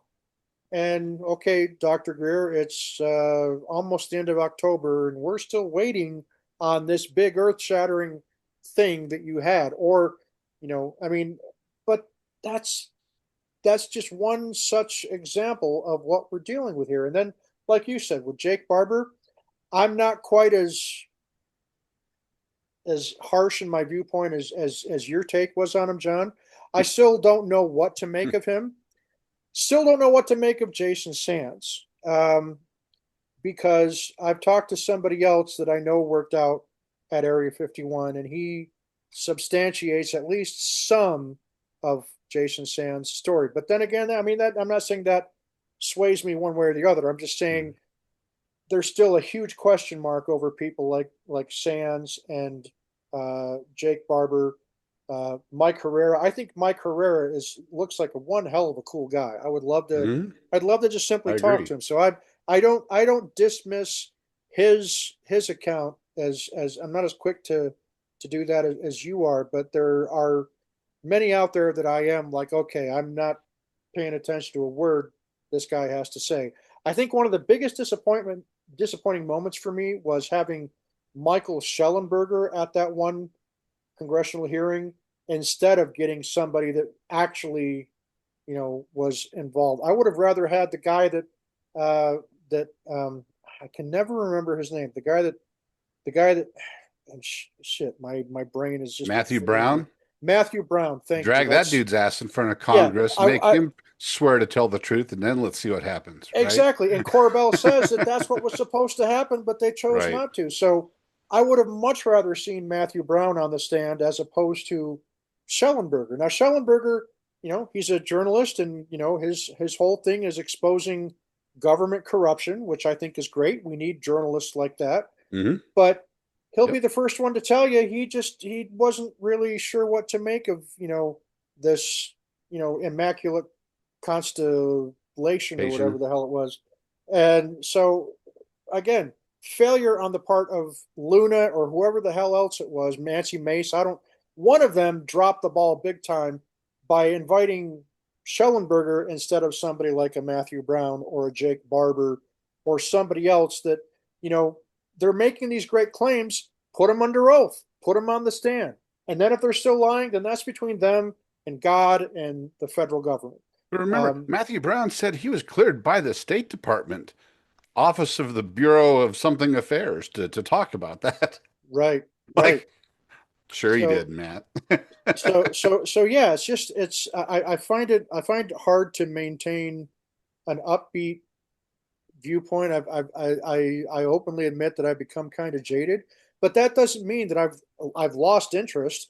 It just means that Hmm. whenever new information comes out, I'm still going to pay close attention to it. But you better believe I'm going to check it and cross check it and do everything I can to do my own homework to see, okay, is this first of all, is this person, are they really who they say they are? Does the paper trail exist to substantiate them saying that they worked in this position and in this capacity at this time? And Hmm. then, you know, so again, Bob Lazar, I still go back and forth on the whole Bob Lazar thing. I don't think that, although the explanation that you and I heard at Phenomicon was something that was really kind of made me think about some of that, but I don't go down that. It still doesn't push me one way or the other on that. And I don't know. There's just it's hard to tell which end is up sometimes. I guess is what I'm getting at, right? And I don't know. I think the two things that I'm the most excited for is Age of Disclosure, the documentary, which we now know Yes. we have a firm date as to when that becomes available, and that date is November 21st. It will be available on Amazon Prime Video. And Can't yes, I've wait. I have already pre-ordered it, and I've told all my family and friends, and hopefully they pre-ordered it as well. But I'm excited to I'm gonna see that. pre-order it. Yeah, I that's one that I've got to have, and not just because Jay Stratton's in it, but because there's a lot of people like Eric Davis and Hal Puthoff and other people, Travis Taylor, that Travis Taylor. I believe very strongly in. But the other one that I'm excited for, speaking of Jay Stratton, is Hmm. his memoirs. When that finally comes out, I just because we've had the privilege of getting to spend time with Jay and get to know him in a personal setting. One thing I can speak to unequivocally is the the integrity and the character that Jay Stratton has is the stuff of what all of our great leaders possessed. He has a very firm conviction in his beliefs of his duty to the country, and he's just a good soul, a good human being. And the fact that he was involved in some of these organizations that at the time were top secret that nobody knew about um, puts him in the unique position of being able to tell his side of the story to an extent that Lou Elizondo could only hope and dream about, right? In his best acting, doing his Yeah, best Jay Stratton impersonation. yeah, exactly. And Jay, there's no bullshit to Jay. Jay Nope. will, if Jay tells you something, I I 100% would take it to the bank. He's just not the kind of guy that feels the need to have to fluff things up just to make them more interesting and exciting Yep. If anything, he because does the opposite. he does. Yeah, he's if And when you're anything talking to him he in person, yeah, he kind of dials yeah. it. It's like, well, wait, And let me tell you, and I hope I don't get in trouble with Jay or Michelle in saying this, but one thing I'll say for Jay is again, whenever we're together with Jay, Jay doesn't talk about this kind of stuff. And that I think cannot be overstated how important that little detail in Jay's personality is.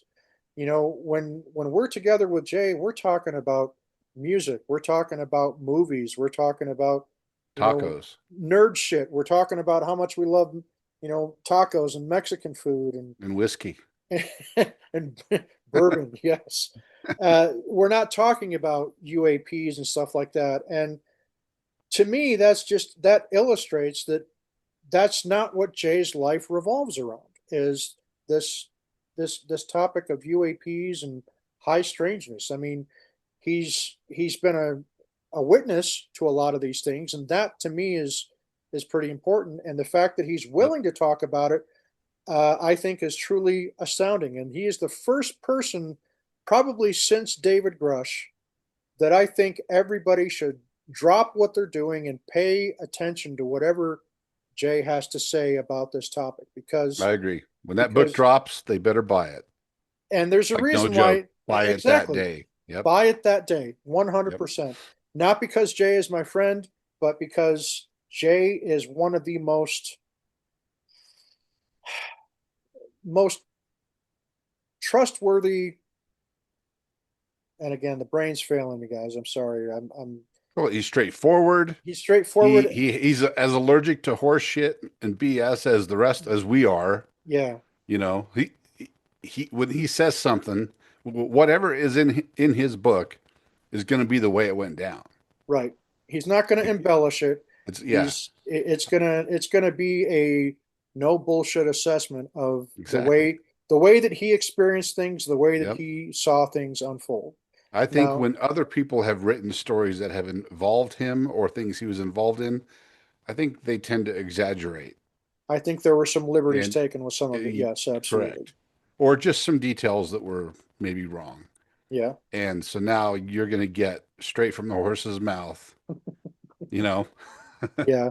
I, And I, I'm I sure sure, and I I'm sure, can't I'm wait. sure, if, I'm sure if Jay watches this, he's probably rolling his eyes, going, "Guys, Probably, just shut the fuck yeah. up already." But no, those are the two things that I think will reinvigorate, at least for me, um, just the legitimacy of this overall topic and refocus the importance of getting to the bottom of it, because we do have a right to know whether or not we're alone on this planet. And I'm not saying that either Jay's book or The Age of Disclosure is going to be the definitive proof that everybody's looking for. It's just one more piece of the puzzle that we have to analyze and look at it in the greater scheme of things and how it fits in with what all this weird stuff that happens. And to that end, I'm looking forward to it. So the way that I would say it is, yes, I feel that we're kind of at the end of this particular phase of disclosure. I don't think it's the end of the whole movement, as it were, not by a long shot. I Mhm. just think we've taken it as far as we're going to see it get taken, as far as the congressional hearings and stuff go. There has to be more substantial witnesses, and you know, just we have to. And I think we touched upon this the last episode we did, where it may end up taking another Phoenix Lights type incident Mhm. in order for the phenomena itself to say, okay, government's not working, so we're just going to say, hey, for everybody to see us. I mean, I think it's something like that is that would do it. I think that would once and for all, because and again, I don't mean to get political, but Trump absolutely dropped the ball. He, for whatever reason, I mean, he made the promise that he was going to release the JFK and the MLK, and he's done that. That's great. Promised the Epstein files. That hasn't happened yet. And he promised the UFO. He promised to release the UFO files. And we still have the legislation that said that all of the departments of the government that had any knowledge of UAP UFO activity going back to 1947 were supposed to release it uh, a long time ago. And we Mhm. still haven't seen it. So Haven't heard a peep. there has been no consequences for these governmental agencies that have been compelled by law to divulge the stuff that goes back to the legacy programs that we still haven't seen. And Wow. All Trump has to do is just issue an executive order saying release it now unless there's a need for national security. And even then, you're not supposed to keep it hidden for more than 6 months if the incident goes back farther than 25 years. So that's the other reason why I don't have a lot of hope right now, because Trump, for whatever, and now obviously he's got a lot on his plate right now, and I'm not going to dabble into whether it's all good or bad, because I have very strong feelings about that, as I'm sure both of you do, and our subscribers. But I don't think it's going to come from Trump. I don't think it's going to come from any part of our government. I trust Tim Burchett, and there's maybe one or two others in Congress that I think we can depend upon to tell us how it really is. But even their hands are tied. We already know that Burchett and Luna have seen some of the evidence and seen things that the public hasn't seen yet, and it made them convinced that this shit is real. But a lot of good that does it when it's just words from them saying, "Well, yeah, the evidence is there, but why can't we see it?" Well, national security or some other thing like that, which again is a very legitimate reason to hold something back. But you reach a point where at some point it's just going to come back to bite him in the ass. And I don't, Mhm. I'm not hopeful at all that anything meaningful is going to come from our government. And like Caleb Bench told me one time years ago, he said, you don't need the government to prove to you whether or not UFOs are real. Because if you've seen one, if you've seen a UAP, obviously you know what your eyes saw, you know what you felt. Mhm. I don't need an official government study or scientific study to prove conclusively one way or the other whether shadow beings are real. I've had multiple experiences with them. And on at least one occasion, I had somebody with me that saw and felt the same thing that I did, with Roger being there with me. So, so yeah, I think we're at the end of this current phase of disclosure. We've had a lot of positive things have happened. We're in a much better place than we were in 2017. We've come a long way, but we're at the stage now where egos and little fiefdoms and little, people that want to be the arbiters of the information and arbiters of the truth, um, they're the ones that are ruining it for everybody else. They're the ones that are causing all of this, misdirection to go on.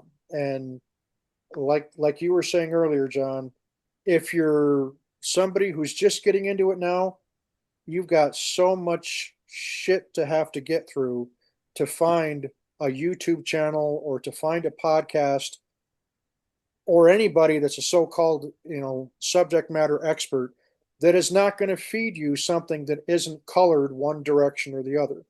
And that's unfortunate, because it didn't have to be and doesn't have to be that way, but unfortunately that's just the world that we live in. And that's really all I have to say about that. Final thoughts on Three Eye Atlas, Skinwalker Ranch, or what the hell else did I just what were we just talking about? Disclosure. Disclosure, Sorry, yes. man, my throat's all froggy. See, So I need more water now too. so Halloween's coming up. We're just about what 5-6 days away from Halloween. So anything scary or paranormal happened to you recently, Roger? Um, yeah, there've been a couple things, but nothing I'm going to share on quite yet with our audience. So stay tuned. Cool, cool, cool. I've had one thing happen, and I'm going to put that one on the back burner as well because it kind of ties into the shadow being thing, that the shadow being episode that we're building up to, that we're going to have a really big episode on that one. John, are you still paranormal kryptonite? Yeah, I am. I was about to say, notice that he didn't ask me that question. Nothing ever happens to me. Well, your team did come from behind and win last week, so that's That was that's kind of supernatural. that is kind of supernatural and paranormal, and definitely out of the ordinary. Yeah, that was pretty weird. But as We far as the actual supernatural, I'm still striking out. It's going to Yeah, happen. It's going to happen sooner or later. it happens. That it does. Yep. Well, folks, thanks so much for tuning in tonight. Roger and John and I sure appreciate it. And once again, folks, Roger and I would like to thank you for reaching out to us and supporting us in this time that we've been recovering from our various ailments that we've been stricken with. And hopefully tonight I didn't go too far off the rails. If I did, I apologize. But it's not been a very enjoyable couple of weeks for me to have to deal with this, not being able to do an awful lot and having my hands tied in a metaphorical sense, obviously, but just not feeling like yourself is something I don't wish it upon anybody, especially the constant headaches where my head is just literally throbbing right now. So closing thoughts, John. Anything from you? Nope. I would just, other than say, stay skeptical, stay open-minded. Um, yeah, that's about it. Don't And, do and cocaine. don't do cocaine unless you bring me some.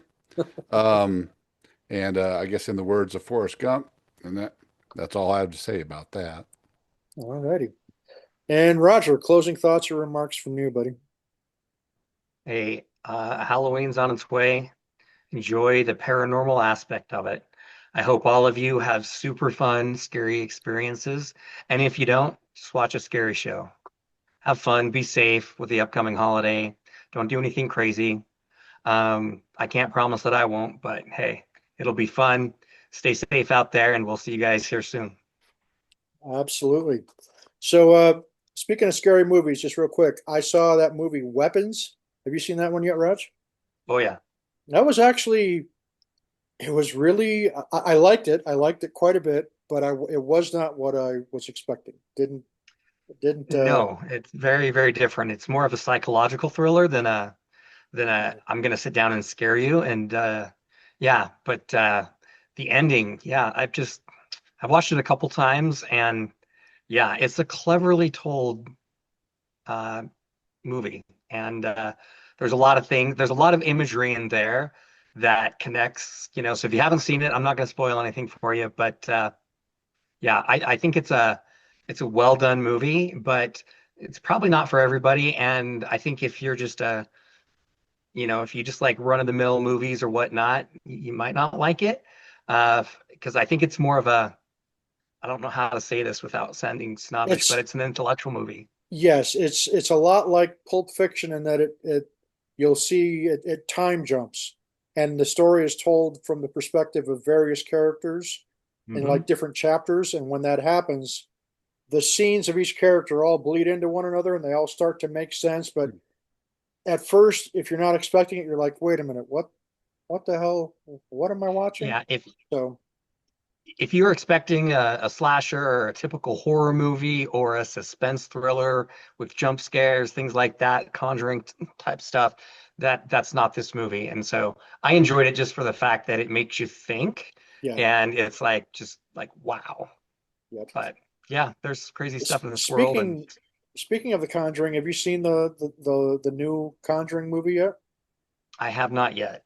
I haven't either. It's available on Prime Video, but I'm not paying $20 just to rent it. Yeah, I'm So gonna wait for streaming, but yeah, looking forward to it. So yeah, that's one that I'm looking forward to see. But I did see Tron Ares with my sons, and obviously I'm a big fan of the Tron franchise. Nine Inch Nails did the music for it, so the soundtrack for the new Tron movie, it's not quite as good as the Daft Punk soundtrack was with the Tron Legacy. Well, 15 years ago, I think was when that came out. But the new Tron movie, have you seen it yet, Raj? I have not. Oh my gosh, it is so good. It's really much better than I thought it was going to be.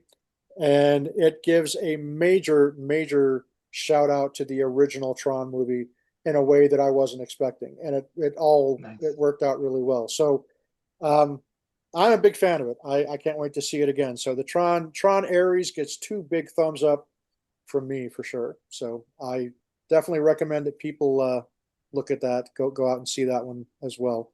And of course, for the last several weeks, I haven't been able to watch a lot of TV because again, the whole screen thing with my eyes. But for the last couple of days, I've been watching some vintage horror movies. I watched Weapons last night, and I've gone back and watched Phantasm, the Phantasm series, The Tall Man, Wow. which of course, speaking of interdimensional, that's one of the reasons why I love the Phantasm. That and because funeral homes are like one of the things that absolutely scare the living shit out of me. And I highly recommend at least the first three Phantasm movies. They're all really good and really thought provoking. Um, I watched The Shining and Doctor Sleep consecutively. That was really good. And I'm looking forward to checking out the It prequel, the Welcome to Derry or whatever the heck it is, where we see Pennywise the clown become uh, Pennywise, the whatever the being is. So I'm looking forward to checking that out, and just looking for some other classic horror movies to watch. I think tonight I'm going to dive back into the Conjuring and Annabelle series a little bit, try to get through all of those, and of course with Halloween, I'm not at all a fan of Nightmare on Elm Street. For some reason, I just always thought they were really corny and kind of stupid. So I'm not. I've never been much of a Freddy Krueger fan. Friday the 13th, I think I like the first six or seven. The first one obviously is still the best, and after the second one, they all got kind of ridiculous. But they all have their individual charm. The Friday the 13th ones, but the Halloween ones, I'm made it a point where I'm going to watch the original Halloween and then Halloween 2, and then I'm going to watch the 2018 Halloween movie, which is the first official sequel to Halloween 2. And then I'm going to watch Halloween Kills and then Halloween Ends. So watch the all five of the official canon Halloween movies that John Carpenter was involved in. So yeah, that's what I'm going to do. My wife is not at all one of the she's not into that kind of stuff, so she's been watching Disney's Halloween Town. that's that's about her speed. That is But that is spooky. she did watch Poltergeist with me last night, so I do give her credit for that. Classic. And That's a good one. that clown still freaks the crap out of me. I mean, it's Hmm. that clown. Whew, no way. So, I'm folks, not. I tell don't watch a lot. Oh, sorry. no. Go ahead. Go ahead. I was just gonna say I don't watch a lot of horror movies, because I don't really like jump scares and stuff like that, and Right. a lot of those movies just aren't that good. Right. But a classic that I like that's horror sci-fi, The Thing with Oh Kurt yes. Russell. Yes. Oh my That one is a gosh. classic. Yep. And more recently, one of my favorites is The Babadook. I need to watch that. Everybody's told me That about how is good that is. so good. Oh. Yeah, but The that's Babadook also is one of really good. those that it's not about what you think it's about. Hmm. It's like a metaphor. And Hmm. if you're as you're watching it, you start to realize, wait a second, they're Right. telling another story by Yeah. telling this horror story. You know, Yeah. it's another one like Roger said. It's intellectual. If you don't think about it on a little bit deeper level, you'll miss what it's about. Yeah. You know, they don't disguise it too much. I mean, it's kind of obvious after a while, but it's still really well done. The Hey, other one that there's I a go ahead, Raj. oh, I was just gonna say there's a movie you haven't mentioned that I don't know if you've seen either of you, but it's classic horror sci-fi, and that's the Event Horizon. Oh yeah, Yes, good movie, good movie. I saw that a couple months ago on when it was on Amazon Prime. I streamed it one night. Very good. Yeah, yeah, I love that Sam movie. Neill and yeah, great movie. I just thought of one that, I cannot believe I almost forgot this one. And if you can find it, you absolutely must go see this movie, streaming, however you must acquire it. Slaughterhouse. Real. Yes, Hmm. Slaughterhouse. Okay. Not All right. Slaughterhouse, Slaughterhouse. Slaughterhouse. Okay. Yes, All right. yes. Just trust Interesting. me. Just trust me on that. Well, the one I was going to dive into also before Halloween was George Romero, all the zombie movies. So Oh uh, yeah, I'm going to watch the original Dawn of the Dead from '78, and then Day of the Dead from '85, which is those are like I think my two favorite Romero movies, and then Return of the Living Dead, which is more of a comedy. It's equal parts comedy and zombie movie. Um, that's one of my absolute favorite uh, gore films of all time. And then Shaun of the Dead. Speaking of Oh, Shaun of the Dead comedies, is great. Shaun of the Dead is an absolute can't miss. That's one of my favorites. So I'll look for Slaughterhouse, and thanks for reminding me about Babadook. I've been wanting to watch that one. Very different movies. Yeah, Trust me. yeah. Very, very let, different let movie. me let me read you the description. Emily Young, a senior, wants to be elected at her sorority's president. She adopts a cute sloth, thinking it can become a new mascot and help her win, until a string of fatalities implicate the sloth as the main suspect in the murders. It's I don't know. amazing. That It's sounds kind amazing. of that sounds kind of like Pride and Prejudice and Zombies or Abraham Lincoln Zombie Hunter. The uh, the tagline is "Don't rush, die slow." I'm definitely going to have to watch that now. No question about that. And we'd be remiss if we didn't mention coming up on November 26th, is it? The final season of Stranger Things airs. Oh, The first four Yep. or five episodes of the final season of Stranger Things. So Thanksgiving time, we get the first couple of them, and then on Christmas Day, we get the next batch, and then New Year's Eve is when the finale of Stranger Things will be airing. So I think once November starts, my family we're going to rewatch all four seasons to get ready for season five of Stranger Things. I'm It, glad they're Man, wrapping it up now that all those teenagers are like in their 30s. right? Exactly. hey, you know that we're gonna have to talk about whether the ending to Stranger Things will beat the ending of Cobra Kai. That is true because Cobra Kai's ending was freaking amazing. Don't spoil it because I haven't seen all of Cobra Kai yet. Oh, the last season of Cobra Kai is they. I only have one disappointment for Cobra Kai, and that's because there was one character that they could have brought back who wanted to come back, and they never did. And that's all I'm going to say about I that. got to finish watching it. But Man, that show is season so good. that last Great. season of Cobra Kai is just it's they tie it up brilliantly. I ugly cried at least twice during the last season of Cobra Kai. Wow. Okay. Yeah. Got to watch it then. Yeah, it was really good. But you're absolutely right, Raj. We are going to be measuring the finale of the way they wrap up Stranger Things, compared that to how they tied up Cobra Kai. Because yeah, my whole family is invested. We were 100% invested in Cobra Kai, all of my family and the characters, and we're the same way with Stranger Things. And I'm going to say it right now: if Steve dies in Stranger Things, I'm not going to be happy. Steve is my boy. I'm I Steve. think it's I'm going to I'm team. happen. I'm team Sorry. Steve all the way. It's going to happen. Well, they said they're going to kill off multiple main characters in the final season, so I have a feeling who at least one or two of those are going to be, but I hope I'm wrong. As Might long as have to say goodbye to 11. yep, Yep. That wouldn't surprise me. Kind of yep, bring everything full circle. yep, yep. So yeah, folks. What are some of your favorite scary movies or horror films that you like to watch around this time of year, or maybe at other times? I mean, there's even we didn't even touch on the M. Night Shyamalan movies like The Sixth Sense or The Ooh, classic. Village. You know, The Village is really good. Or I like The Village too. A lot of people didn't like it. I I I really liked love it. I love The I Village. I love thought The it was good. Village. Yeah. Yeah, I really enjoyed that one. And the other one that I like that a lot of people don't is I like the trilogy of Unbreakable, Split, Hmm.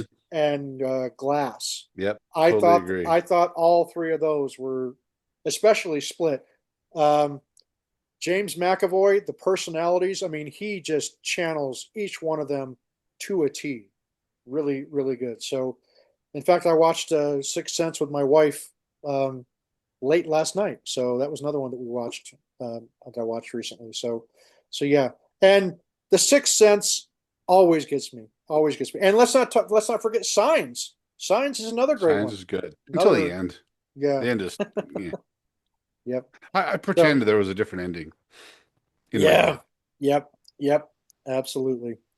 Alrighty, folks. Well, again, thanks for tuning in today. Thanks for bearing with me and Roger and John today. And apologies if I made no, if I made less sense than I normally do. Let's put it that way. Still working my way back to some semblance of normalcy, if there is such a thing. But we sure appreciate all of you. If you liked what you saw and heard today, then let us know about it in the comments below. And can't say when I'm going to be back on social media, so but still feel free to reach out to us on Facebook at the Soul of the Unexplained. And again, that's Soul, SOL, like the word sun in Spanish, the Soul of the Unexplained on Facebook. And just we'll see you next time. And like I said, we're hoping to get Caleb Bench from Skinwalker Ranch, and we've got some other fun things on the horizon as well that we'll have very soon. And once again, want to give a shout out to our dear friend and Soul of the Unexplained team member, Mr. Johnny Stratton, wherever he happens to be working this weekend, and can't wait to get him back into the fold with us to join us on the next episode. So with that, folks, as I always say, love one another, take care of one another, be nice to bunnies because bunnies are awesome, and eat as many tacos as you can because life's just too short. And try to spend your time lifting others up instead of finding ways to tear people down. And if that political divide is just too big for you, then try to find a Hug way it to out. make it not be. Hug it out. Yep, that's right. Hug it out, or have tacos, right? So with Right. that, folks, thanks again. Roger and John and I will see you next time right here on the Soul of the Unexplained. See ya.